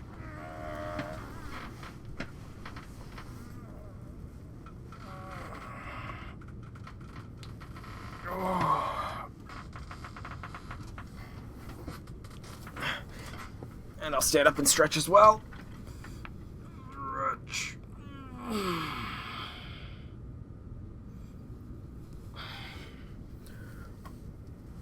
Oh, good stretch. Good stretch. And I'm a little overheated, so I'm gonna not have a blanket on. Alright, thank you for letting me know about that, though, J6. I can keep an eye on it myself, and I'll let my brother know as well. I shake my head to clear it. Alright, I need to head inside. I seem to recall giving up something important to eliminate something else that was important to me. The dagger. I need to bring the dagger. I pick up the Azoth blade sticking out of the ground. It's strange. I was just holding it, so why is it in the ground now? I tightly fasten the bindings on my left arm. I've used up most of my magical energy.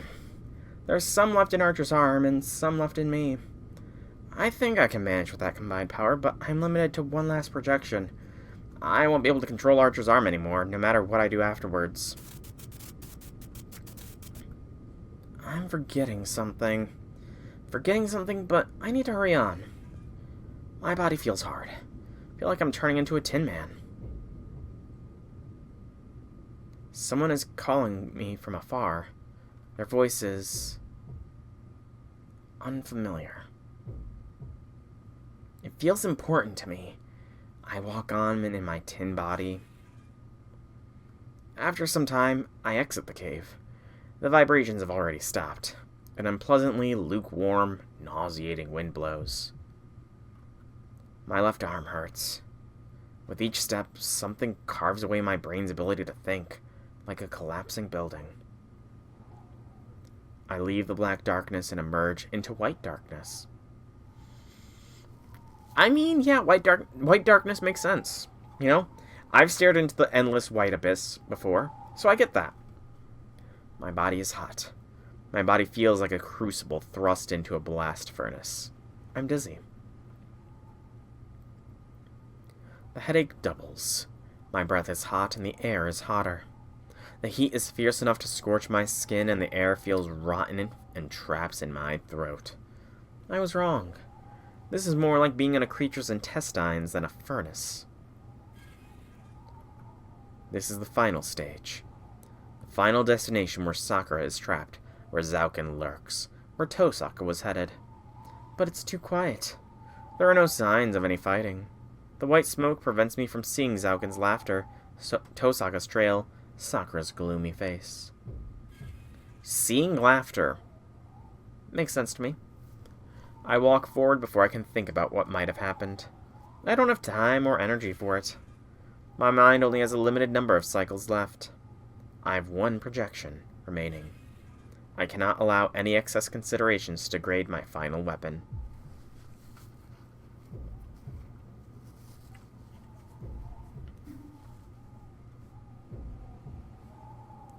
I go up to the cliff.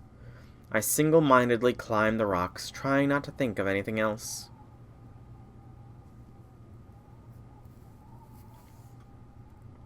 What do we find? There's a pillar of light resembling a black sun. There is the dark, transformed Sakura. Sakura looks at me in wonder, in truly genuine amazement. Her red eyes lack any emotion. Their coldness is like a knife in the chest, and I can't even form words. This was too foolish. I've made the same mistake by being here that I did that other time. You came for me, senpai. You took such a long time, I wondered if you ran away. I'm sorry. I'll call myself back right now, okay? I thought that I'd give you a surprise by putting them all at the entrance. My mistake. She giggles. Instantly, my spine freezes. Sakura's smile is so unlike herself, I forget what I was going to say or what I needed to project. Where's Tosaka? I ask a stupid question. Very stupid, Shiro. You know that she does not like it when rain is talked about around her. I forget what I needed to say to bring Sakura back and ask an unnecessary question that I already know the answer to. You mean Nae-san? She looks confused, but not at my question. It's as if she's disappointed that I don't know. Yeah, she came here ahead of me. Where'd she go? The air is hot. I imagine the wind melting my body. From the cliff, I look out over the cave. I don't see her green down below. The only signs of life are atop this cliff. At Sakura's feet, there's something that looks like a black ribbon on the darkened ground around her feet. I don't feel Tosaka's presence. I don't see her body. I don't even see her bloodstains. Sakura, you... It's just like you think, senpai. Nae-san isn't in this world anymore. I mean, I just swallowed her up earlier. Who? That was an interesting color scheme. Oh, of course I didn't make a mess of her. I made sure to eat her all up, body and mind. Even in this state, I'm still very polite.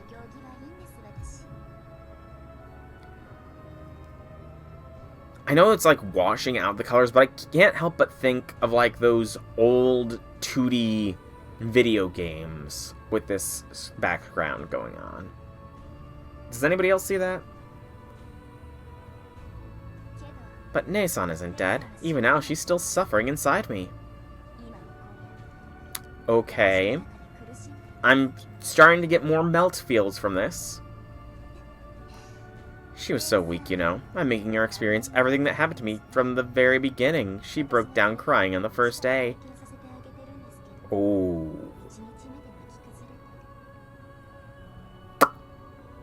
Yeah, that's very dark. Can you hear her? She keeps screaming, help me. I'm sorry, just like I used to. She's so adorable. She's even saying, please, Sakura, let me out. Stupid Nae-san. Saying that makes me want to enjoy it even more. True. Who? She's so delicious, I forgot myself. Thank you for the meal, senpai. You brought me the most delicious appetizer. Who the hell is this? My remaining thoughts go haywire. My intellect bursts and scatters. Oh no, he lost his, like, 5 IQ points. Whatever will he do? And I don't know what I'm supposed to do or whom I'm even looking at. You've gone too far for me to ever take you back. Stop it. Don't look at me like that. You've been very naughty too, you know. Nae-san couldn't kill me because you tried to save Saber. If you hadn't done that, I would have been the one who died. But I'm so happy. You saved Saber, saved me, and killed Nae-san for me. So... Oh, I'm going to swallow you up too. Come on, senpai. Nae-san's waiting for you. Silly Nei-san, she started begging you for help. I'll put you right next to her, where you can even hold hands. Shadows fall. The light from the pillar is cut off as if by some great wall. Black shadows seethe out of the ground. I don't know where they came from, but the giants surround me like a cage. I feel like seethe might have been meant to be seep, but I'm gonna look that up. Does that word work? No, that works. I've not seen that usage of it before. I guess that spelling is different than normal too. Huh. I thought it was S-E-A-T-H was seethe. There's no escape. The giants meld together and swallow me like a tsunami. Instantly, I lose all sensation in my body. I'm in an endless, bottomless darkness. While falling into Sakura's shadow, I think I hear someone sobbing. I guess that's kind of romantic, maybe? Not really.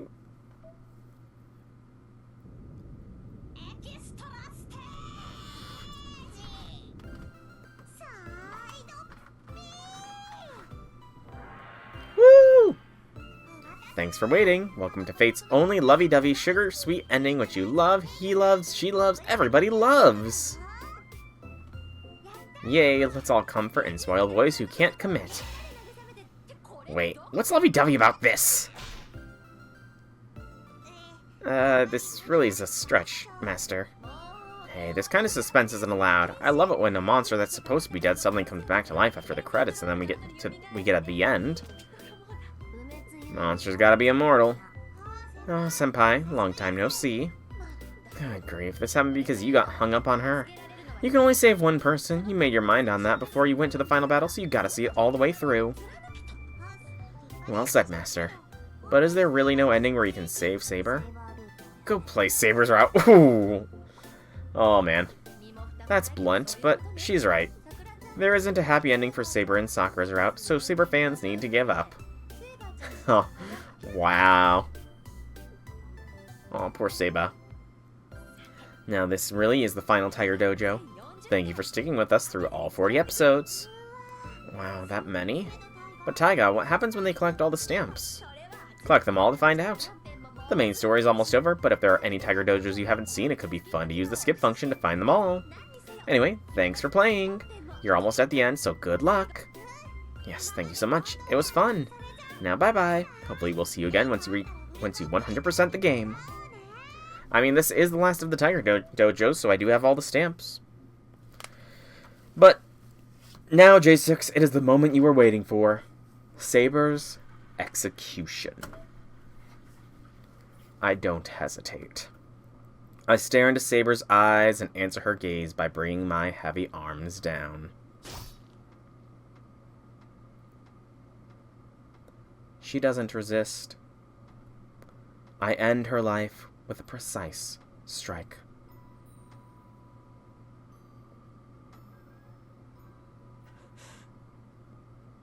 I mean, technically, this is the normal Saber.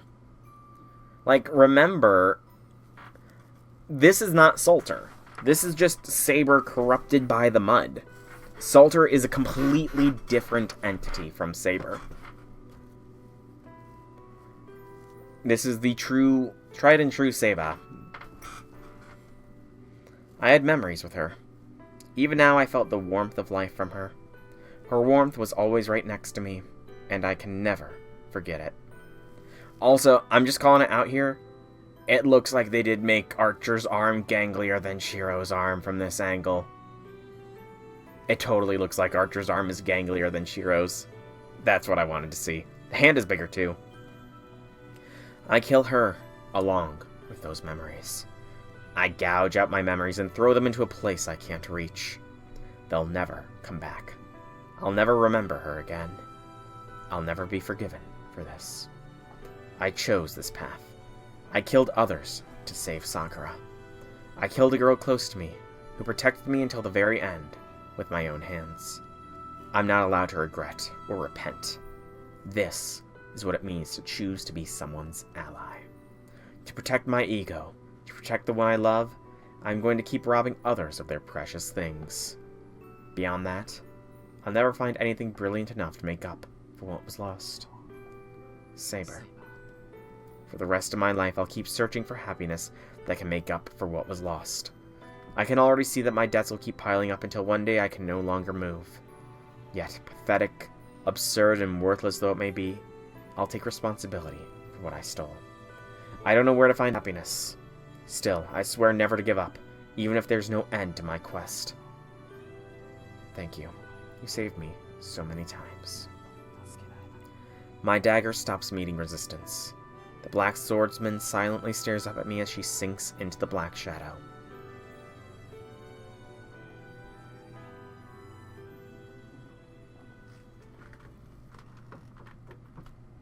Interlude. And thus ends Seba.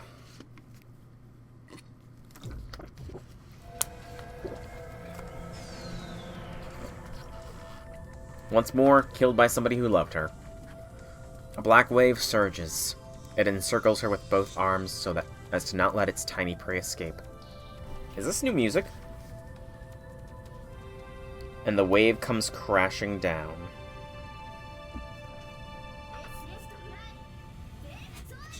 Release. Slash. This is new music. But the golden flash of light does not permit its existence. 6 down already. The black-bodied curses keep seething towards Reen, and she cuts each of them down with a single stroke. Sakura, the Shadow's master, is shocked. Her astonishment is reasonable. Each of the black giants can rival a servant's noble phantasm. Even a single one should be an inescapable avatar of death to Rin. And she's destroyed 6. On top of that, she advances steadily up the slope as she disintegrates each one. Yes. She erases the 7th shadow with a flick of the blade. This is impossible. Let my voice carry far. Let my feet be wreathed in green. So persistent. Next connection. The jeweled sword releases light. The previously colorless blade now dazzles with the colors of the rainbow, supplying her with extraordinary magical energy from its core. Release maximum firepower. Familiars? They are Sakura's familiars, I would say.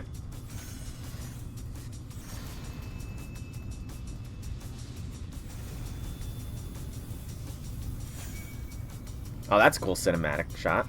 And illuminate the cavern in blinding gold. Rin sweeps away the shadow's offense and arrives at the top of the cliff. Sakura is in front of her. The dark girl stares at her sister aghast. No, you can't have.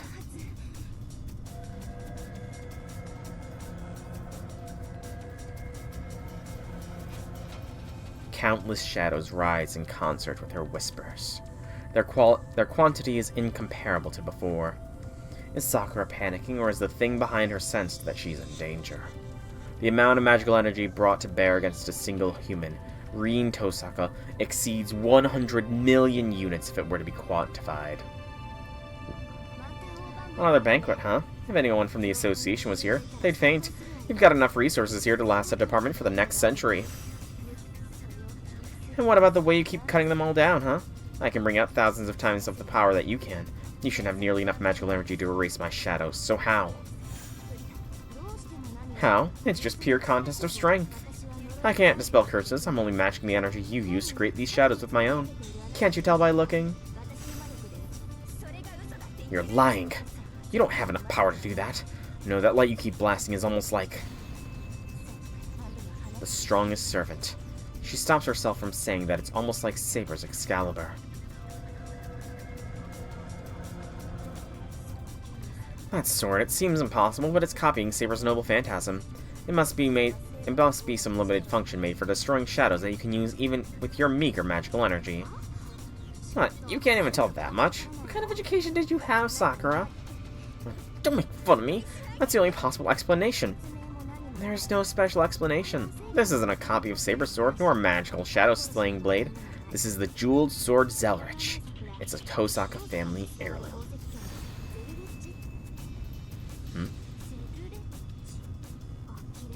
Wow, you don't even know his name. I feel ridiculous for even having to explain this, but basically it's the perfect counter for you. I mean, yeah, it harnesses the power of the multiverse. Your soul is acting as a perpetual motion engine to produce magical energy, a failed attempt at the third magic. And I'm using a replica of the old man's power to travel to infinite parallel worlds, a copycat of the second magic.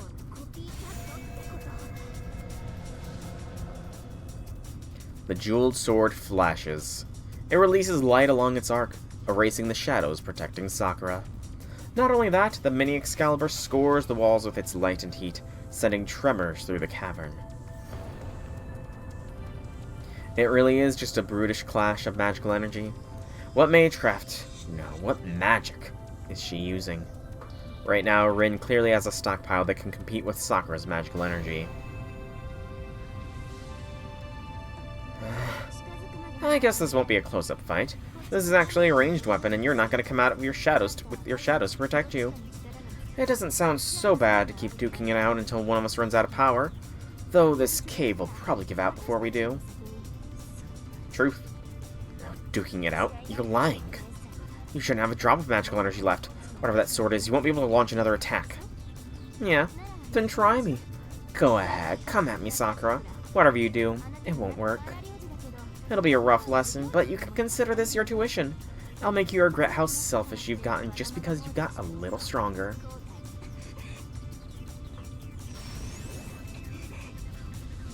I'm not finished. Let my voice be distant. My cage will shrink the world. Connect. Release. Great slash. See, I'm not even trying the German. Sakura can't comprehend what's unfolding before her. She just keeps sending out her shadows in fear. The Sword of Light mercilessly blasts them all away. She's afraid and confused, so she doesn't notice. The sweat on Rin's face. Each time she swings the blade, her arm muscles are severed. It's the price for using the jeweled sword. Oh no! Infinite magical power! Some severed arm muscles are the cost. You know, all things considered, that is an excellent trade-off. Got enough energy stocks to not lose, but how long will my body last? You can always switch arms! Light erases the attacking shadows, but their powers are not evenly matched. The difference in Rin Tosaka and Sakura Mato's combat strength has not changed. Sakura's magical energy capacity is in the billions or even trillions. It could not even be exhausted in a whole generation, so it really can be called bottomless.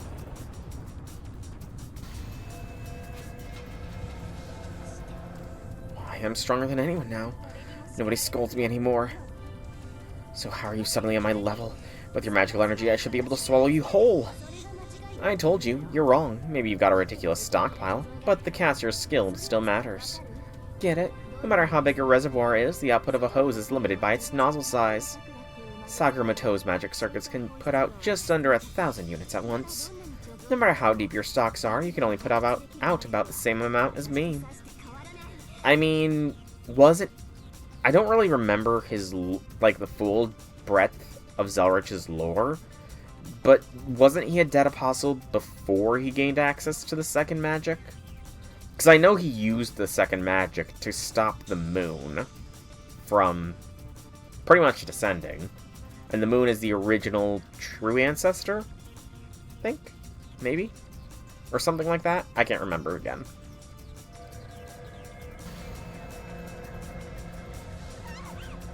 But also, Zelrich can essentially travel the multiverse. So... Oh, he came one after. Gotcha. That's why. I don't need to prepare the same amount as you. I only need to prepare the same 1,000 units of magical energy each time. That stupidly huge amount of power is wasted on you.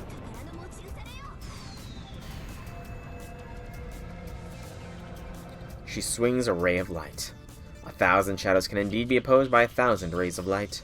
but Rin's magical energy number is less than 100. It's a contradiction. Obviously, she can only compete on this impossible level thanks to the power of her sword. With each attack, she throws out 1,000 units of energy, and the Sword of Light replenishes it. It doesn't amplify her own power. All she's doing is pulling in the mana that fills in the cave and feeding it into the jeweled sword. Odd is the magical energy that an individual mage possesses, while mana is the natural magical energy in the atmosphere. It goes without saying which is greater. Rin, whose Odd is inferior to Sakura's at the moment, can only rely on atmospheric mana. And yes, the mana in the cave does reach 1,000 units. She could use the mana to destroy the Shadow Giants once, but she wouldn't be able to keep it up. Atmospheric mana is limited. Once mana is exhausted, it takes a very long time to recover, just like a human's Odd. In this world, in this cave, Rin can resist Sakura's attacks only once. But what if there were another cave? Then she could fight back one more time. And what if you could make all those what-ifs a reality? Parallel worlds. What if you could open a way to a mirror image of this exact same place and pull mana from another cavern that hasn't been exhausted?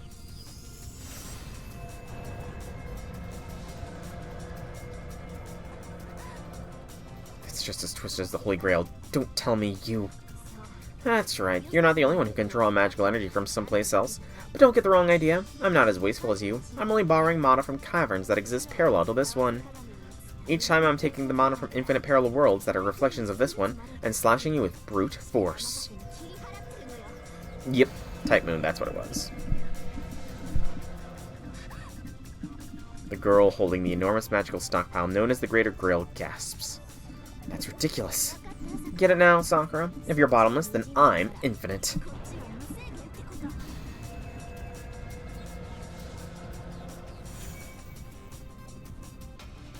The Jeweled Sword Zelrich. It's a miracle that connects to parallel worlds which are believed to be infinite. That's the only power this sword has. It's a mystic code that creates the slightest opening, too narrow for a man to pass through, to peer into a neighboring world with different possibilities. It doesn't have the power to amplify magical energy, nor create 1,000 units of energy with each swing. But it's enough. Once the mana in this world's cave is exhausted, she can just pull unused energy from a neighboring world's cavern. And once that's used up, she moves on to the next. And the next, next. There are endless parallel worlds, infinite mirrored possibilities. Ergo, infinite. It doesn't matter that Rin Tosaka's maximum energy capacity is 1,000. A bottomless stockpile versus an infinite supply. New weapon data, I gotta check it. Where is it? There it is. A limited function mystic code with the power of the second magic. The jeweled sword cannot open portals to parallel worlds, but it allows its user to peer between worlds and even transfer atmospheric mana between both sides. It was named Jeweled because it looked like a kaleidoscope from all sides. And it goes without saying why Kaleidoscope is one of Zelrich's nicknames. Short, sweet, and to the point. Since their magic circuits perform on an equal level, they stand on equal ground.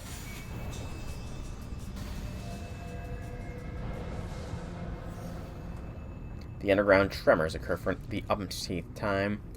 Rin's jeweled sword isn't just destroying the shadows, the excess firepower slowly collapsing the cave. If it comes down this altar, this Greater Grail won't be unscathed. Continuing this vain battle would mean failure for Sakura. Even if Rin were to attack until her physical strength failed her, the cave would collapse after. The shadows stop.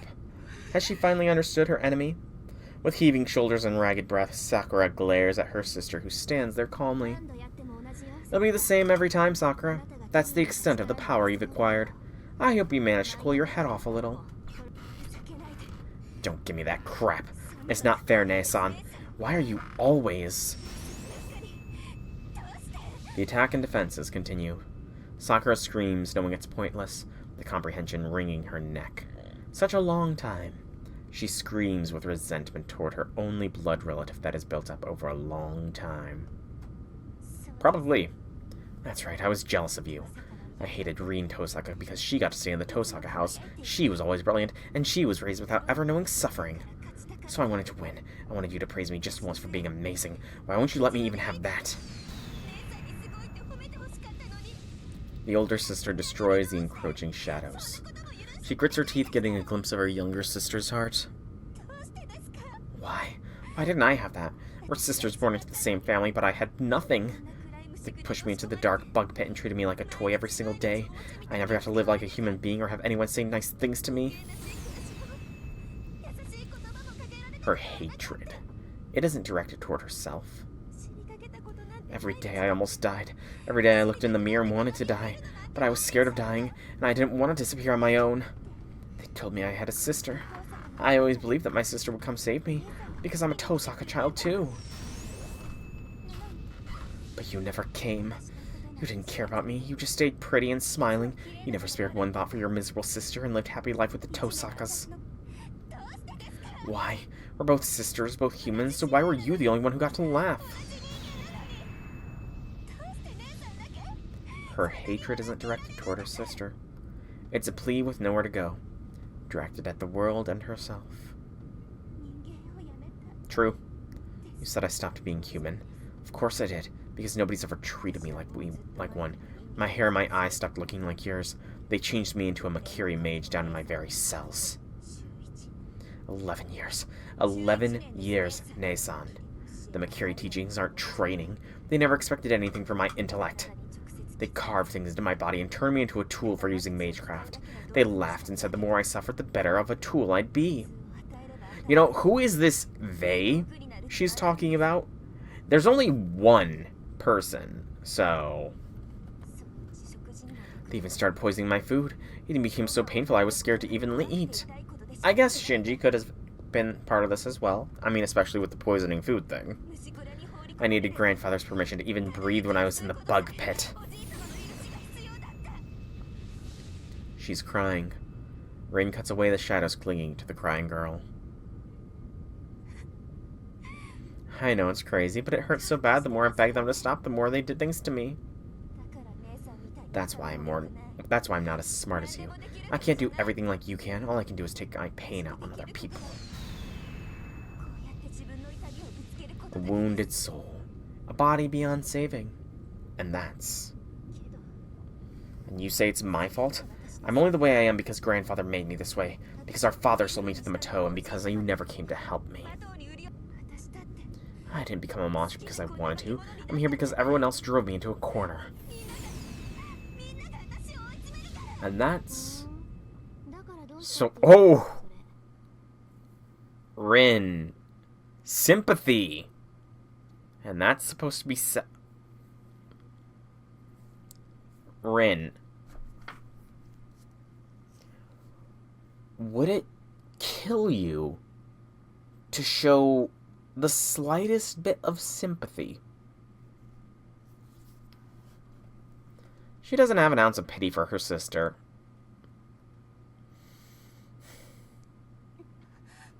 What? Life happens. Crying won't change anything.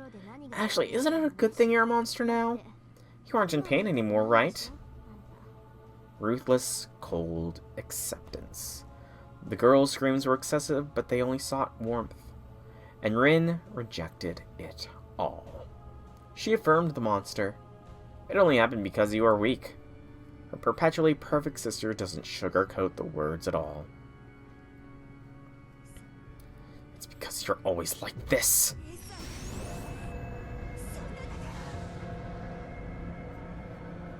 I mean, Rin, you could have pointed out that how could you have done anything to save Sakura when you were a child as well? But, you know, shadows boil up. Driven back by her sister and denied even a proper fight, the girl materializes more curses in her despair. Okay, well, I got something to say too. I never thought that things were painful. I can shrug most problems off, and I do everything pretty well. So I've never felt cornered like you have, and I don't care about the worries of people like you. That's just the way I am. I don't really understand people's pain. If I'm being honest, I don't understand how you suffered or how awful your life was. I won't try to understand either. Sorry. A concise rebuttal. She doesn't lie. She only tells her aggrieved sister the truth. But Sakura, even though I'm this insensitive, I've never once thought I've lived a blessed life. She says it straight. She puts all of her feelings into her reply. Sakura can't understand. What did that... Censoring that word, I guess, just say. Even I never lived a blessed life. What the... Hatred makes her see red. After all this time, all those all too convenient words sound like a mockery. Shut up. You think you were never blessed? She's going to twist apart. She's going to break. You never even looked at me. You were so brilliant, blessed with talent and fortune. Shut up. How dare you? How dare you? You don't care about me at all. I never had a single thing I wanted, but you just keep on insisting how clean you are. Shut up, Nei-san. That's not enough. That's not what I want to hear. I don't want your excuses. I don't need you anymore. The girl shouts to deny her own darkness. That was Rin's last act of resistance. She's been determined to hold out as long as possible. She waited for Shiro Emi until the last moment, but she can't go on any longer. No. It was always a mistake to entrust their personal problems to Shiro. That was Rin Tosaka's weakness for Sakura.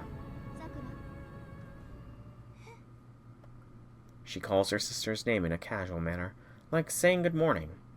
And in that moment, Rin Tosaka decides the outcome of the battle. Nope.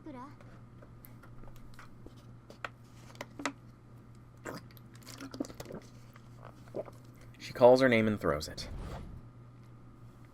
It's her greatest weapon. She tosses the magician's irreplaceable relic like she's playing catch. Collapse phenomena. The cavern is flooded with light. It explodes. The jeweled sword embodying miracles that humans cannot achieve crumbles, erasing all shadow. Rin, you've been spending way too long around Shiro. This is stupidity in its finest. And then she runs. Rin makes a beeline for Sakura. Sakura freezes, cowering from the light. She may have acquired great power, but she's still an amateur with zero combat experience. If Rin wanted, it would be a simple matter to defeat her. She easily closes the gap. While running, she grips another knife she was hiding behind her back. Sakura can't react. She might have realized she's about to die, but it's far too late. Rin's got her. It's over, she thinks, as she thrusts the knife. No, I can't do this. And she realizes her own defeat. I'm dead. She realizes that it's too late to dodge and that the knife is going to stab her in the heart. She'll try a counterattack, but it won't stop in time. She's going to kill me. She doesn't feel fear. She's used to people hurting her. It feels terribly natural that Rin Tosaka is the one to do it. But Sakura closes her eyes. She doesn't like the pain, and she's afraid of dying. She's relieved to know that if she disappears here, at least she won't suffer all as much.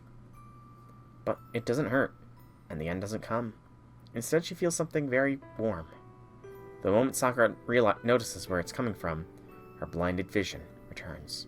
Shiro jumped in? Shiro jumped in. Someone's bleeding.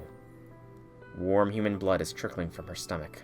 Blood which can never be returned is flowing from her sister, who's hugging her tightly and seems like she's about to collapse. Nei-san? No. Why? The girl asks. What is Rin doing, I wonder? Rin was clearly faster. Sakura was clearly about to be killed, but at the very end the knife never stabbed her.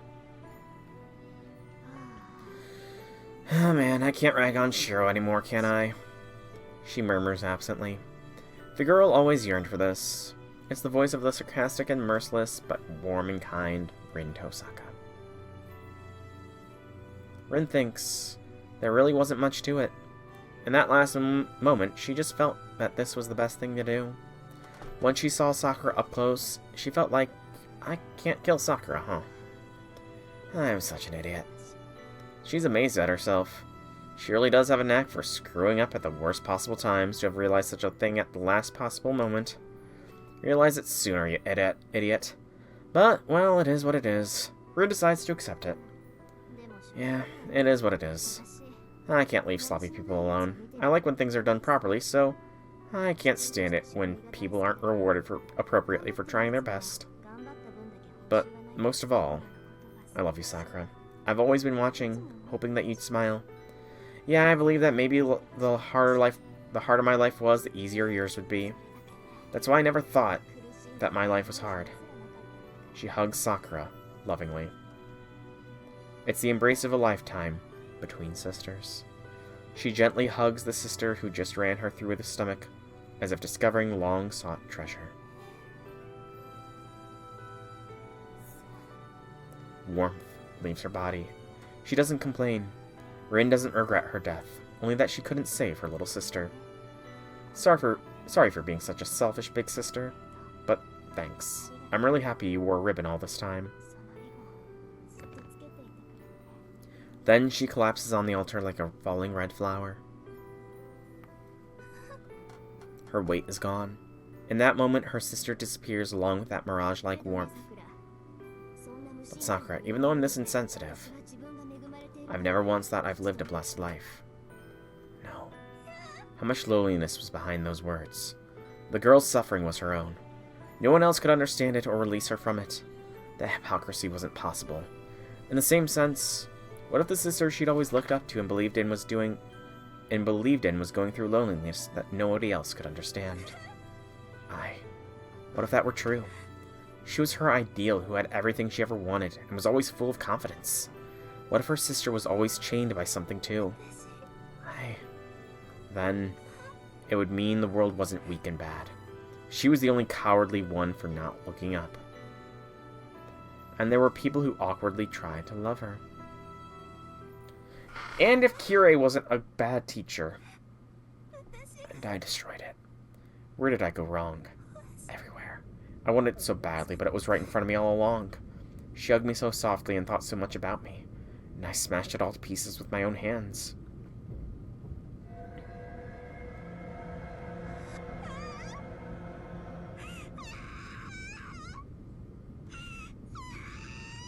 Her hands are frozen. She couldn't even return the hug.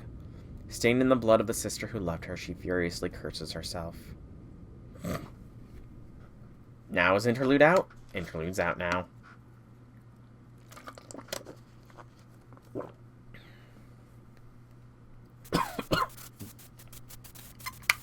Exactly.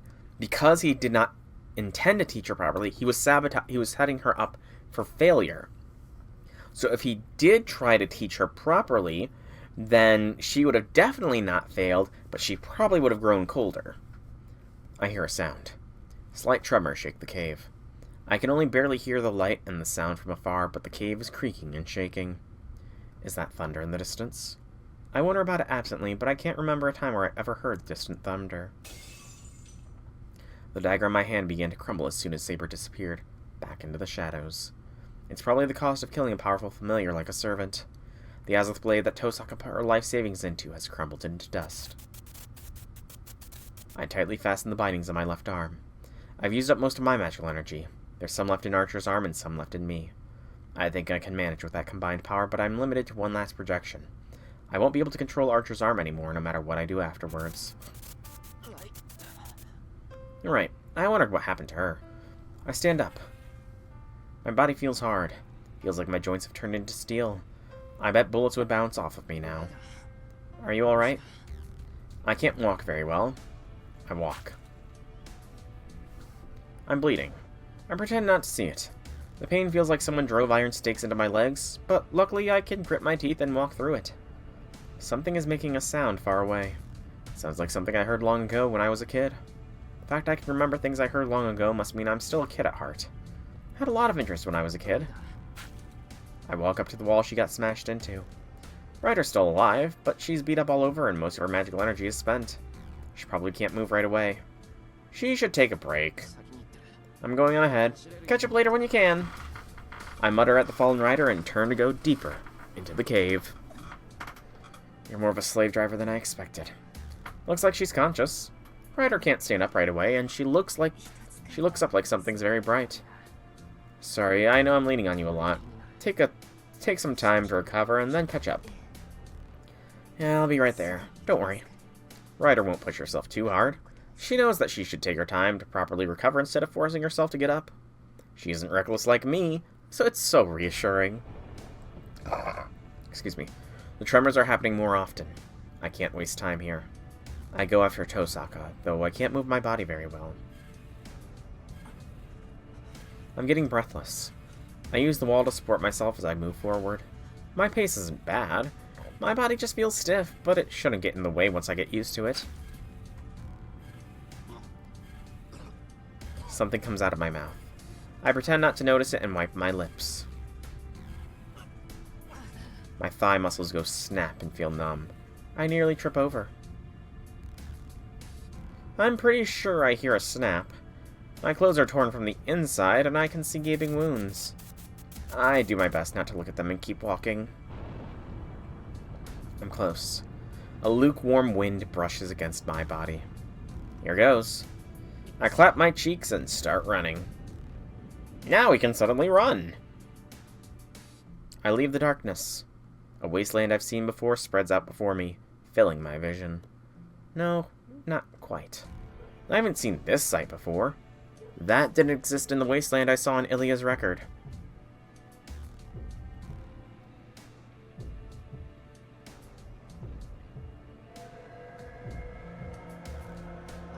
That's the root cause of this absurd war. That thing that took Sakura from me. It's almost incarnated. I'm assailed by a sense of menace and revulsion. Its excessively vital breathing declares that it's on the cusp of its birth. Flashes of light and tremors. The light lashes out from the top of the cliff, haphazardly blasting the cavern. I don't know what's happening up there, but given how flashy it is, it can only be Tosaka. Which means I see. You're panicking. I look around. The eyeless, twisted fetus is looking at me. No doubt about it. It must not like Reen's rampage very much because it really wants to come out. But its body isn't ready yet. The placenta is inside that dark pillar. It can't come out unless its body is fully formed.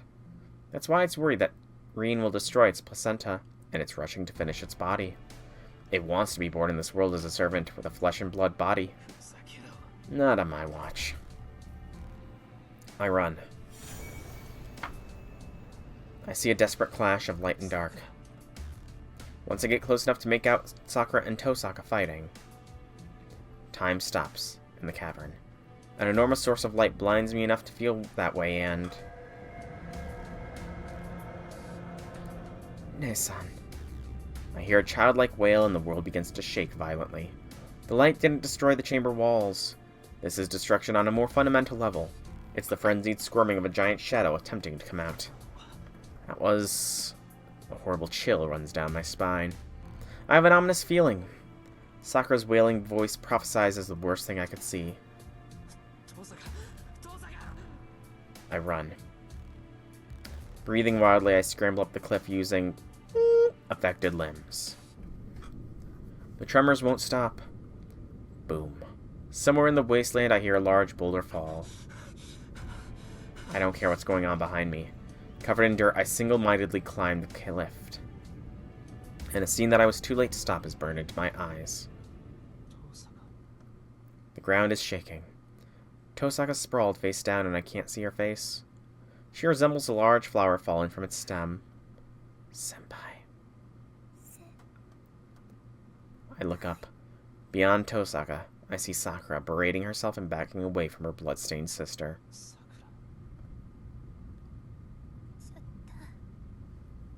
I killed her. She loved me so much, and I killed my sister.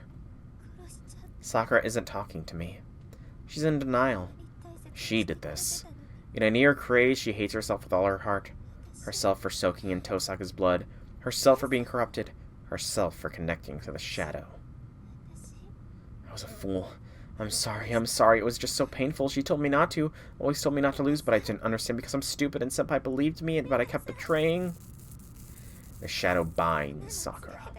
The black command spells covering her whole body chain her in place. No more, I have to stop this. But I can't take it back. No more, I don't want to do this anymore. She refuses. Sakura is rejecting the shadow. She's trying to reject the shadow and kill herself in self-hatred. But she can't. The shadow needs her body. She's trying to kill herself, but the shadow won't allow it. Sakura's self-condemnation and the shadow's attempt to stop her from killing herself are tearing her apart. Tosaka won. Sakura's breaking free of her possession. I knew it. She chose Sakura's life in the very end. Nothing good. Sakura is Sakura. Even if the shadow swallows her, she hasn't changed at her core. I'm the one who did this to her. Back then, if I hadn't been afraid of the shadow touched Sakura and slapped some sense into her, this never would have happened. I run to Tosaka. She's still breathing, just barely. Still too early to give up.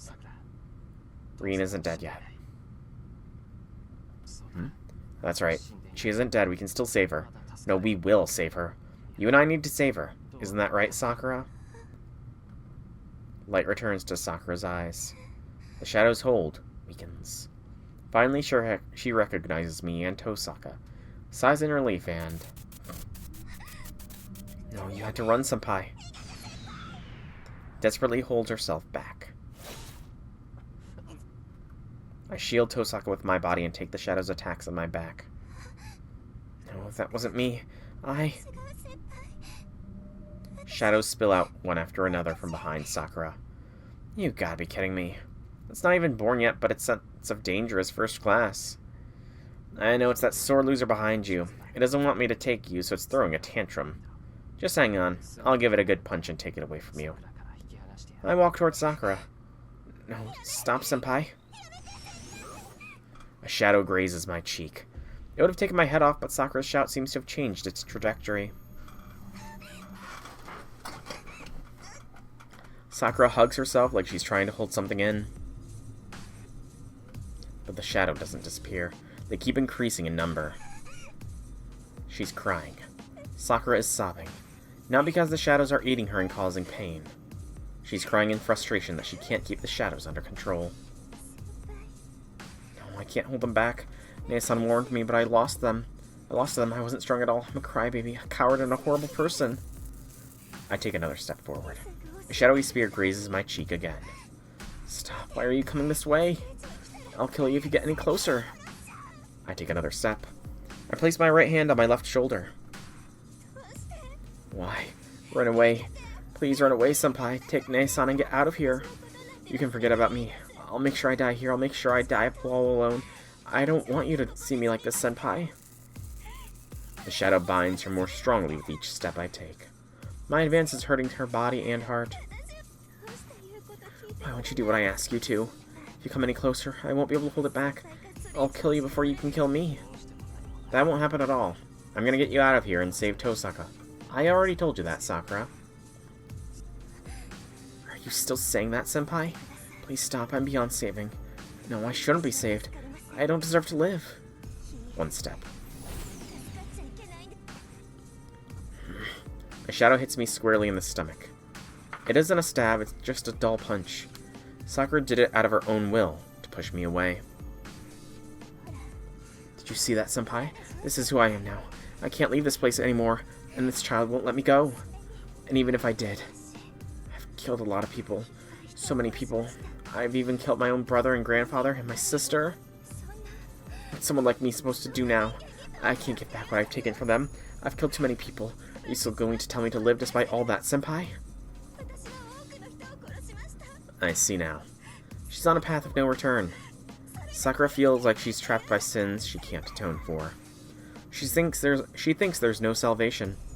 No matter what, she'll never forget the sin of taking so many lives, even if it wasn't of her own free will. Even if she's freed from the shadow and goes back to normal, a different kind of shadow will always hang over her. And yet... Of course I am! You need to take responsibility for what you've done, Sakura. I release the bindings of my left arm. This is the last time. I completely unravel the red shroud that's been holding back death's door. I lose consciousness. Before I'm gone, I need to go forward. I need to say what I came to say to Sakura, and while my mouth still works. Yeah, I don't know who's responsible or how heavy the punishment should be.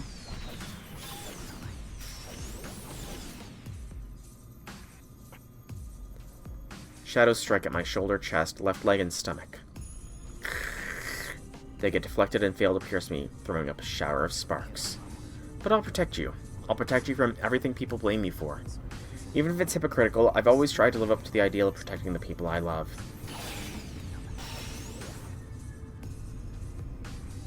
Forward. Sakura's right in front of me now. Senpai, your body. Begin projection.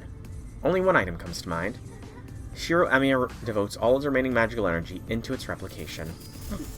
Rule breaker! That I recognize.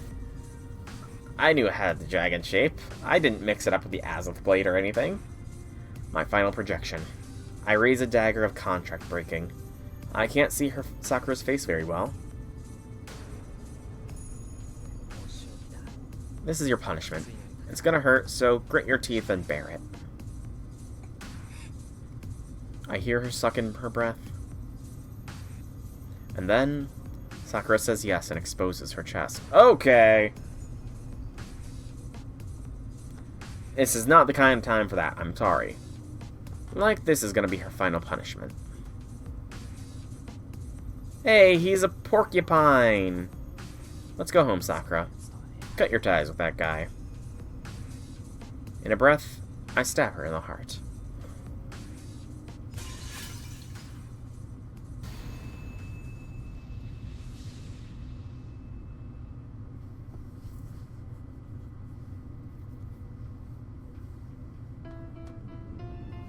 Sakura is released. The black command spells wrapping her body crumble away. I used a dagger of contract breaking, a noble phantasm that resets all magical effects and breaks servants' contracts. It doesn't endanger Sakura's life, it only breaks the contract she was bound to. The image doesn't continue. Sakura is alive. She goes limp. It must be the feedback from being released from the shadow. Tosaka will still make it. Her bleeding stopped, she has a proper magic crest. The crest is a crystallization of the Tosaka's inherited magecraft. Even if she loses consciousness, it won't allow its heir to die so easily. The cavern is shaking. Angramanyu. All the evil in the world. Please, this ridiculous curse is writhing. Damn it. The shadow isn't disappearing even though Sakura isn't its host anymore. It's grown too much. It's gonna come out even if Sakura is gone. As long as the Greater Grail exists, it'll come crawling out someday. I'll destroy it. I'll break down this giant magic circle along with the shadow. Angramanyu's undulations are gradually collapsing the cavern. But I don't think it'll disappear even if the cave comes down. I need to get rid of it once and for all, in here. Is that even possible? Yeah, nothing's impossible. I'll get up as close as possible to its feet and blow it up with maximum firepower. Angramanyu won't move as long as it's inside those black flames. While I still can, I need to cut it in half and return it to something that doesn't exist before it comes out. Is there a way to do it? If there's a way to do it, it would be to blow it away with the most powerful noble phantasm I know of. I'm not breathing. It's about 100 meters to Anramanyu's feet. I'll be okay. It isn't an impossible distance to cover. One more time. I just need to do one more projection and everything will be settled. It's okay. I can do it. I'll clean this all up and take them back. Can you hear me, Shiro? A stranger taps me on the shoulder. Who was she again? She isn't a stranger. I know her well. She looks kind of scary, but I remember that this woman can be trusted. Thanks. Can you take Tosaka and Sakura back outside? The long-haired woman looks at me for a few seconds as if taking in my measure. What about you? I'm gonna shut that thing off. I think it'll be quick, but Tosaka's wound needs help soon. It's going to affect Sakura if she stays here. Angramanyu might not have learned its lesson and still try to make her its master. I understand. I'll take Sakura and Rin. Be assured I took the time to recover enough for that very purpose. Thanks. Do what you can to get them out of here. The cave's gonna come down soon, right? Right. Damn it. Anyway, I know you're fast enough to avoid cave-ins. Then I'll come get you once I move them to a safe place. I'd appreciate that, but you should prioritize their first aid. You're the only one who I can count on. I'll be out real soon, so just heal Tosaka. Sakura won't be happy unless she's around too. I think this woman said she doesn't have any healing skills. So I have to trust she'll take care of Tosaka. I promise, but that applies to you as well, Shiro. Sakura needs both you and Rin. Please try to remember that. I also do not approve of anyone other than you supporting Sakura. I'll hurry. I wish you luck. The black-clad woman easily picks up the two girls and runs down the slope. She evades the crumbling ceiling, dashing for the exit. Probably. I mean, she lived on an island alone with her sisters for how long? I can rest easy. I know I can count on her to keep them safe. Sure, her sisters are divine beings, but still. Next is my final task. My consciousness disconnects. A mere 100 meters has become a distance I can never cross. It's only a matter of time until the cave collapses. The ceiling is crumbling all over and the barren field is turning into a mountain of rubble. My joints are stiff. It hurts to bend my arms and legs. My nerves are hot. Hundreds of blades are sprouting from my body. It's an execution I can't escape from. My body is made of swords. I've always known that. The fuse was lit on the time bomb ever since I used projection. This ending was set a long time ago. I'm going to break. Any more, and I'll break. I'll crumble to pieces just like the falling rocks. But I can still make it. This body is sluggish, but if I can stop it all here, this day won't have been for nothing. A one day lease on life. It doesn't sound like much, but right now it's something I long for. Just one day, 1 hour, even 1 minute. If I'm going to live, I want to live as long as I can. Appearances be damned. Cracks appear. Not outside, but inside my forebrain. The part that controls my behavior principles and sense of pleasure. The most important part of really being alive. Life is a pursuit of pleasure. Without it, humans are just beasts. No, I'm pretty sure his origin and element have always been sword. I wouldn't say it's convenient, but it'll still be missed. I put a visceral focus on staying myself. Still, I'm cracking. I can't stop the agony of loss and the disappearance of my memories. With each step forward, I disappear. This isn't going to work. By the time I get there, I won't even remember who I am or what I'm supposed to do. So I should stop here and wait for... Yeah, I remember. But something, a big reason, outside my body... Let's go look at flowers. You have to do your duty. Time has stopped. There's no pain. A single step takes an entire day. I forget how to breathe. There's no pain.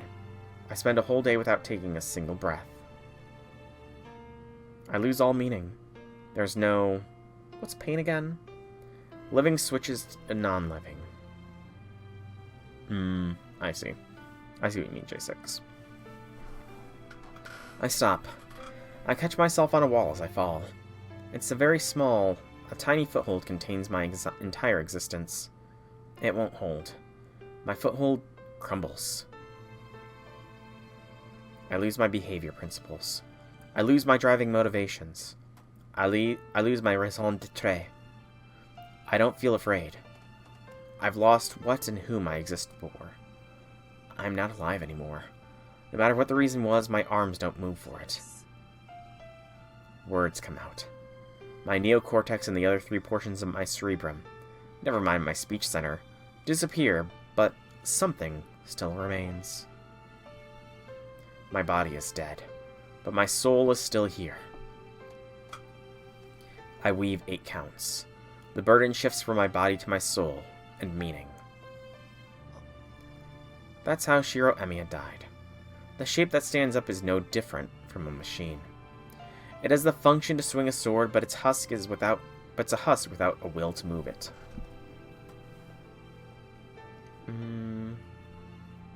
Interesting.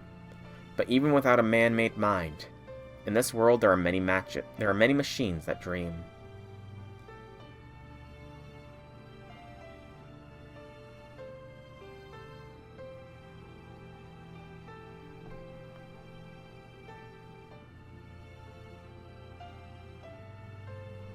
There was a promise. Once winter is over and spring comes, a list of words with incomprehensible meaning. A tiny hope I remembered until the end, which should be fulfilled.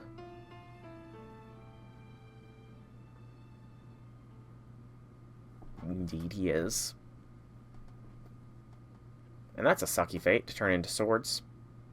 Epilogue.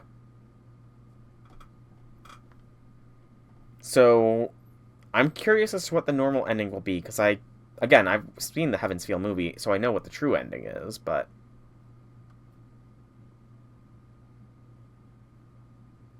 in Shiro's room.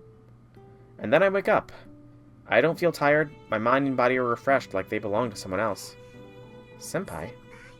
He was supposed to be sleeping next to me, but nobody else is in my futon. I look at the clock that's already and see that it's already 10 o'clock in the morning. He went to make breakfast. I pretend to accept that and get up. Did Sakura move in? I'm surprised by my lightness. What's going on, I wonder? It's as if my arms and legs have been freed from a lifetime of chains. Right. I remember, and my body heats up. Last night, Senpai shared his blood with me, and we slept together. When we came back from the forest, Senpai only had one arm, but we were sure things would work out. I'm feeling fine, so I can ask Ryder to help me out. Nothing bad will happen anymore. I have Senpai and Nei-san. We'll all do great, and... a nightmare. Why do I dream about the worst events?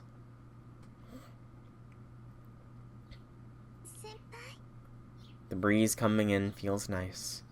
The corridor is bathed in light, and walking through it lifts my spirits. My body feels so light. Maybe I even lost weight while I was asleep. To be honest, I'm a little on the heavy side, and I do battle with the bathroom scale every night. It hasn't really been working, but if Senpai says something like, "You look slender and everything, huh?" It'll make me swoon, so I'm certainly in favor of this newfound weight loss.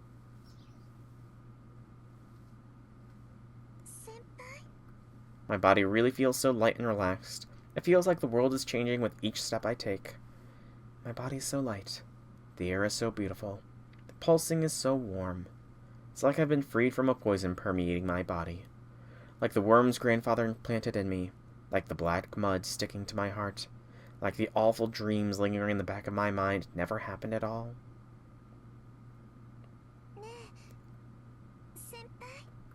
Nobody's here. The hallway is very quiet.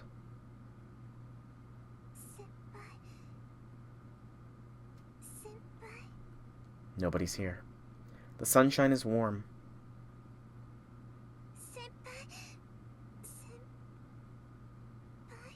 Oh, are we playing hide and seek? Nobody's here. The air is crisp. That's weird. Senpai's just hiding, but... that can't be right. Somebody has to be here. It was just a bad dream. But I saw someone at the end. His body was totally broken and they would never meet again. No, it isn't true, right, Senpai? Of course it isn't true. His body wasn't human anymore. He couldn't possibly move in that body, so he should be staying here, waiting somewhere for me to come...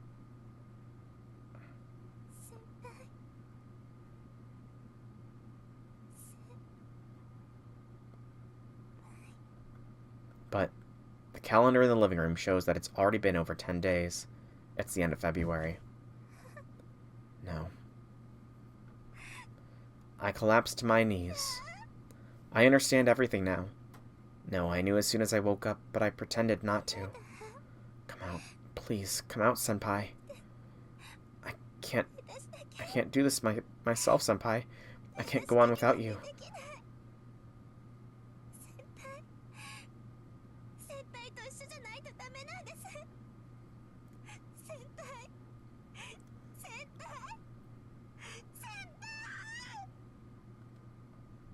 My personality goes blank. Even now I'm about to collapse, but I can't collapse. I only weep. That's really all it is. I'm a weakling, a crybaby. I don't know any other way to atone, and I can't ever even be grateful for being alive. It's the end of a long winter. I've been freed from the chains binding me for the last 11 years, but I lost my only guidepost.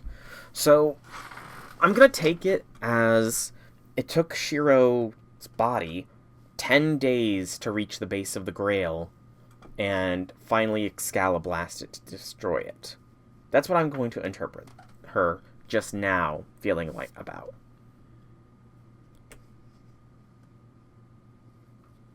His body kind of became a living blade. You're so stubborn, Sakura. I underestimated you. The boy speaks solemnly. He sighs with a frustrated expression. She was prepared for that. She made contact with him, assuming he would dislike her and that she would cause him trouble. It was but a slight touch. Part of her thought it would hurt if the boy disliked her, while... Start over from this part. I'm gonna be counting on you, so you can't ask me for help. Thanks, Sakura. I'll have you help me until my injury gets better. She saw how the boy muttered it to hide his embarrassment, and she cherished his generosity of spirit. Spring comes. That settles one thing, Sakura. The Association's investigation is over and Kirei's replacement seems decent. They're not going to punish us. This is a happy end, right? Nae-san is strong. She wasn't any more energetic than I was, but her spirits lifted when spring came and she's working her brain. By the way, Sakura, want to come live at my house? If you're moving out of the Matou house, it'd be easier for you to come over, right? Nae-san's consideration is so kind. I've dreamed for years of living in the Tosaka house with my sister. I can't stand being alone at night, and even today I'm not sure what will happen if she comes home, but that's why I need to grow up. I see, you're gonna strike out on your own then. Then I won't pressure you. I'll be around until I graduate, so feel free to come hang out on your days off. She tells me she'll be waiting and leaves. It must have been stuck in her hair when she came here. The pink flower petal flutters through the air.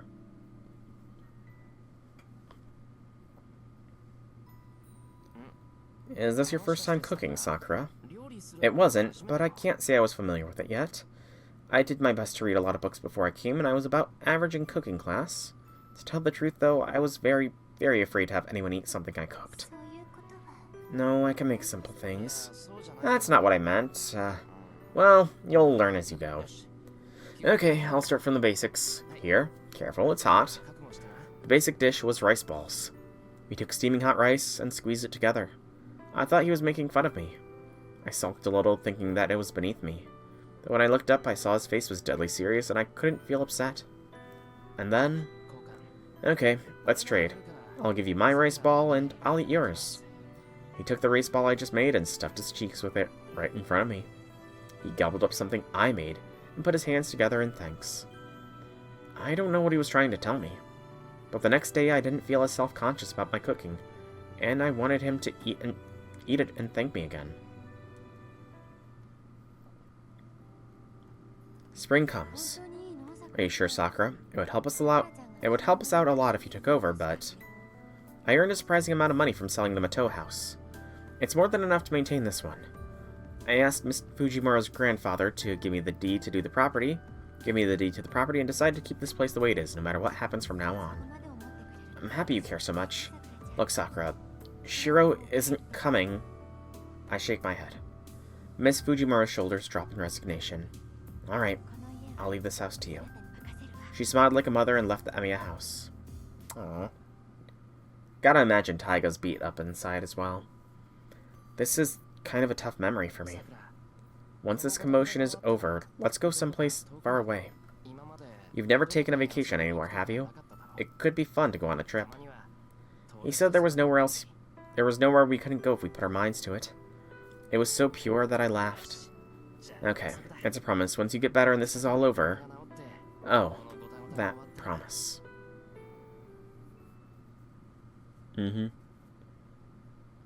Spring comes. I think I haven't met anyone for a while. It's difficult being alone. I keep repeating my memories. I want to turn them off like a light switch. It helps that I don't long for company, but then, why did I... Of course I am. You need to take responsibility for what you've done, Sakura. I need to do something. It's hard being alone when with other people, but I need to know I need to do what I can. Really, what was it trying to autocorrect Emiya to? But I don't know how to atone. After all this time, I can't think of a way to help anyone else. Because this is for myself.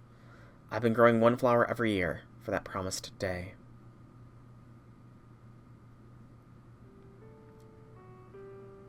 Spring comes. I'm used to being alone. I can enjoy myself a little when people are around, but the fear is still there. I talk to people, but I feel like the world is demanding that I atone. I'll protect you. I'll protect you from everything people will ask you, even if it's hypocritical. I've always tried to live up to the ideal of protecting the people I love. He was so selfish. It was so nasty of him to say all that and then not protect me. So I can't forgive him so easily. Oh, I just saw that. My bad. I'm going to be really selfish and make him go through all the trouble I had to many times over. But I think I'll forgive him anyway. It might be hypocritical, but his words calm my heart so much. It might be irresponsible, but I love the boy who said that to me, and he loves me too.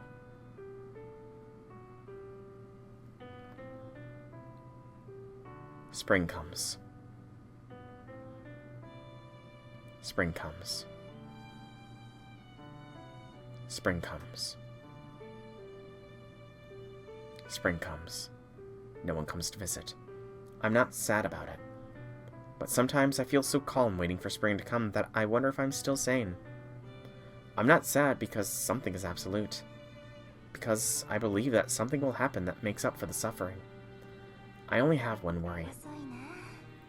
Senpai sure is taking a while. I'm gonna be an old woman at this rate.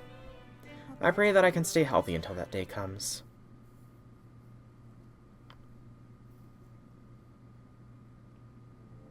Spring comes. Lately, I haven't been able to move my body as well as I'd like. I go out to water the garden as usual. I'm here to help. My student is here. I'm self-taught and not very skilled, but I found a student willing to learn from me. The new Tosaka heir is a good girl. She's very similar to my sister. So Rin moved on. I wonder who Rin ended up having a child with. Light scatters. I sit in my rocking chair in its usual place and gaze out at the yard.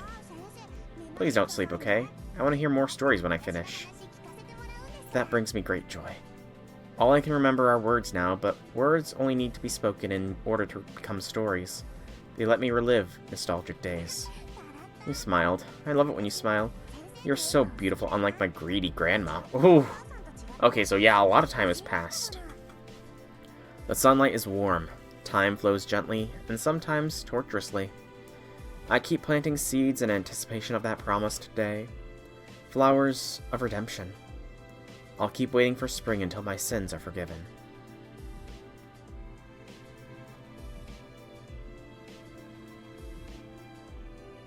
And then, spring comes again.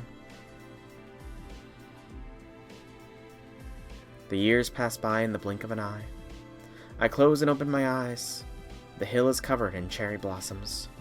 Looking just as he always has, the boy waves at me from the hilltop road of our youth.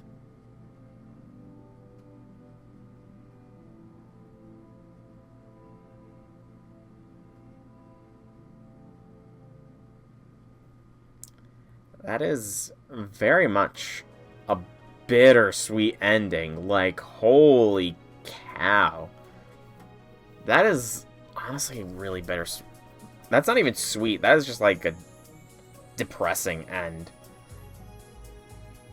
No, I don't think any of the other true ends were quite that depressing. Or, not true, but normal endings were quite that depressing. Damn. And again, I cannot skip the credits here, so that was the normal end of the Heaven's Feel route.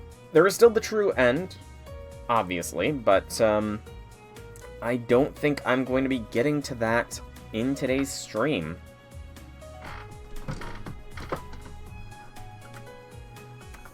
Yep, not doing anything. Yeah, I don't think I'll end up getting to the true end in today's stream, because I am approaching 3 hours already. So I think what it's going to come down to is next stream we'll be covering the true end of Heaven's Feel, as well as going back through and taking care of all of the unchosen choices in Heaven's Feel, mainly to see if we can't get any unique things, because there is still a fair few trophies for the game, which is generally the indicator of completion. One is obviously the complete all other achievements, so that leaves 8. 2 are probably tied to each of the route completions, so that brings us down to 6. And 1 is probably tied to the all the Tiger Dojo stamps, so I imagine I'll see that when I go there. So there's still a lot of unknown trophies, and I'm gonna find them, hopefully. And I think that's the credits, so before I fully sign off on the stream, I want to check the Tiger Dojo here. Okay, I thought something was gonna... I thought we were gonna get another short scene there, but no, it just says end. Okay. Yeah, I want to check the Tiger's Dojo, just because Tiger's Dojo did say something would happen when we obtained all 40 stamps, and I'm curious as to what that something is. Okay, Sakura's normal ending completed. Go to the gallery.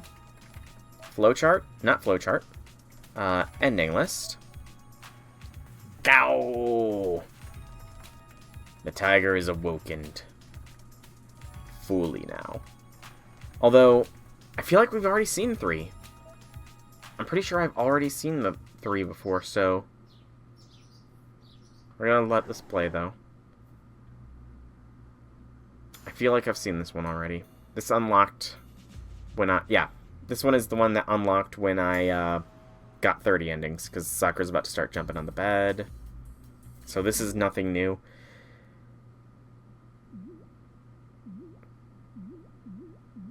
No, it does not. It just has the one ending.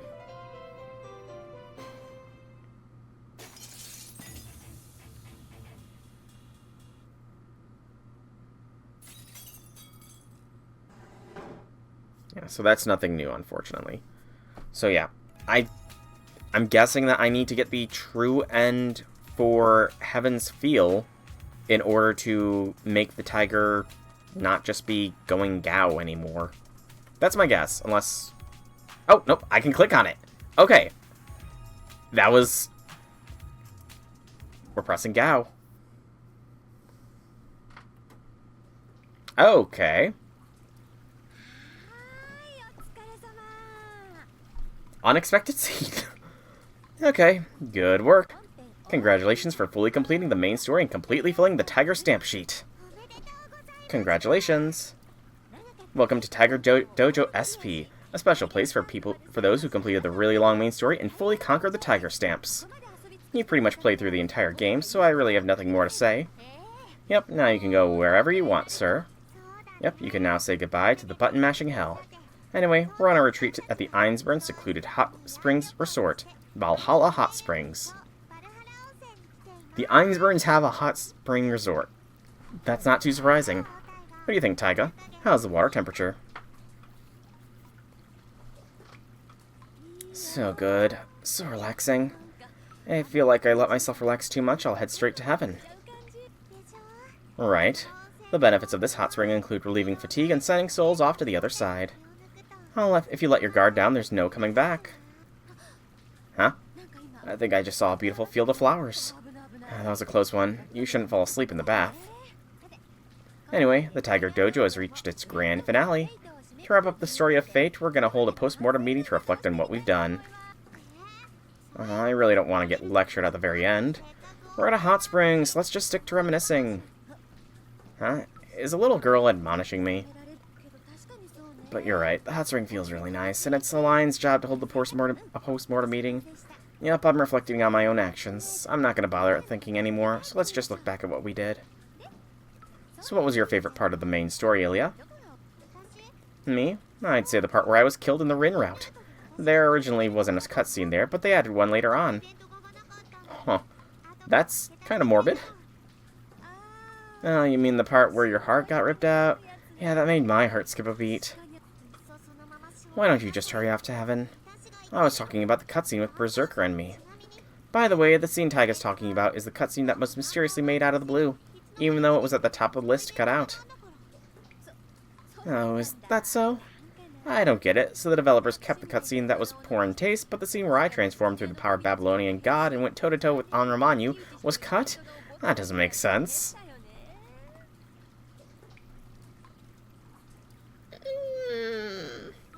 Hey Taiga, This may not really matter, but the hero that transforms using the god of Polonia's power is a jaguar, not a tiger. Jokes are foreshadowing. You're kidding, but the tiger cape had cute whiskers. If having whiskers makes you a tiger, then even a certain mobile-suited warriors can be tigers. What? That isn't as shocking as when I found out that sweet potatoes and yams are completely different foods. I've been wondering, why are you so infatuated with tigers? You hate when people call you tiger, but you wear tiger-striped clothes. Do you love or hate tigers? I both deeply hate and deeply love them at once. Oh, whatever. Everyone has their own unique taste, so I'm not going to delve deeper into that. So what about you? What was your favorite part of the main story, Taiga? Let's see. I like the opening movie. Especially the parts where Taiga Fujimura shows up. I was a fool for asking. We're not making any progress like this, so let's just go in order. Okay, let's take a look at Part 1, the Saber Route. It's the route that represents the game Fate. I have no complaints about this route, since I play a big part in the story, and Taiga comes out at the end too. Yeah, I was still acting like one of the main heroines in that route. Time sure has been cruel to me. I should kill the guy who wrote the story. Okay, don't get so salty. The idea of the Saber Route is to tell the story of the Holy Grail War focusing on Saber. It's the classic story intended for beginner masters. You were sort of a mid-boss too, Ilya. Shiro had to say goodbye to Saber, but that should have made him grow into a more resilient man. Huh? Wait a minute. Does that mean Shiro's at risk of becoming an archer on this route?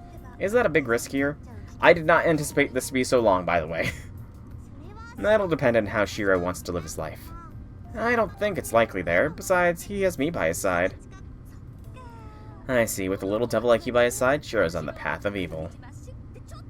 Hey, wait a minute. Ilya, would you be able to live that long? That's a secret. Besides, humans eventually die, so don't worry too much about that. Next up is the Rin route, Unlimited Blade Works.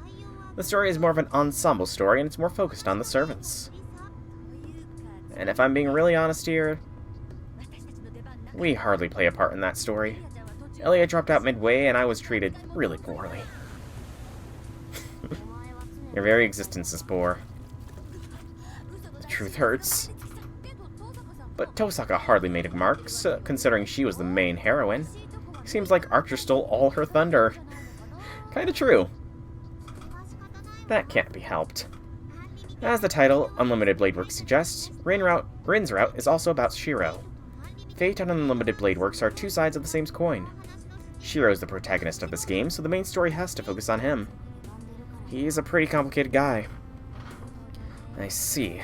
Which means the backbone of the game's theme is covered in Tosaka's route. Exactly. So those two parts are the front story of Fate. It's the story in which you get to do everything you can as a master. Next up is Sakura's route, the backside of the Fate story. It's a battle to the death from the beginning of the Holy Grail War to the very end. A battle to the death, huh?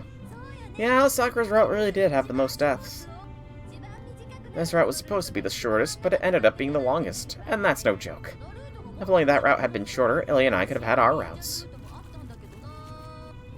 Your route wasn't even a thought during the brainstorming session. Ooh, poor Taiga.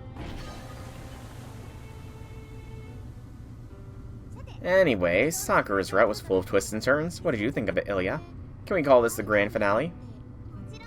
Of course you can. Something as crazy as the Greater Holy Grail was destroyed and everyone lived except me and Saber. If you ask for any more than that, the gods would punish you. I heard there was the crazy idea of having an ending where Sakura, Tosaka, Ryder, and Saber were all alive. Heaven. More like hell. That's actually a false statement. That must be tied to the true ending. Well, I mean, I know it's tied to the true ending, which we've not experienced yet, so it's interesting that you can get this scene before the true ending. Well, life's interesting since not everything goes your way. It's at its best when some people are missing in your life. Your words are so profound. What else should we expect from a character who's both a younger sister and an older sister at the same time? By the way, is Shiro your younger or older brother? That's a secret. I have both attributes, and so does Shiro. I get it. But if he makes one mistake, he'll grow up to be like Archer, which makes it both interesting and sad to me. It's complicated in my opinion. Well, it'll depend on how he matures, so let's count on Rin and Sakura molding him into a man. As I said before, Fate is Shiro's story. It examines how he should grow and mature as a person where in Saber routes. One of the answers to that is Sakura's route, Heaven's Feel. And we don't even have to say what conclusion he came to. He lost many things, but he will gain so many new things from that point on. Yep, that's why that story comes full circle to the grand finale. And it's why everyone's gonna be so happy afterwards. Oh, you're such a good girl. I can't believe we're learning that you're such a good person after you were taken to heaven. You're finally showing your true colors as an evil heroine. That's always been my role. I have no regrets. The rest of the story is a battle between those who still remain. I'm gonna just sit back and relax in the hot spring and watch what happens from on high. I see. Okay then, let's wrap this up nicely with a smile, disciple number 1. Ma'am, yes ma'am. Roger that. Good. This concludes Fate's Day Night. We're so proud you weren't discouraged playing this long game and fought till the end. Yep, thanks for playing the game all the way through. We've been dealing with the bad endings all this time, but now our job here is over. This is really gonna be goodbye, but if there was ever another opportunity, let's meet again in the main story. See you. Don't die anymore, young ones. Bye-bye. This is not the end of Fate's Day Night, though, because there is still the true ending of Heaven's Feel. I definitely... Yeah, that cut... This scene should not have been available right off the bat. And we're getting more credits. Maybe not long ones, though. Maybe.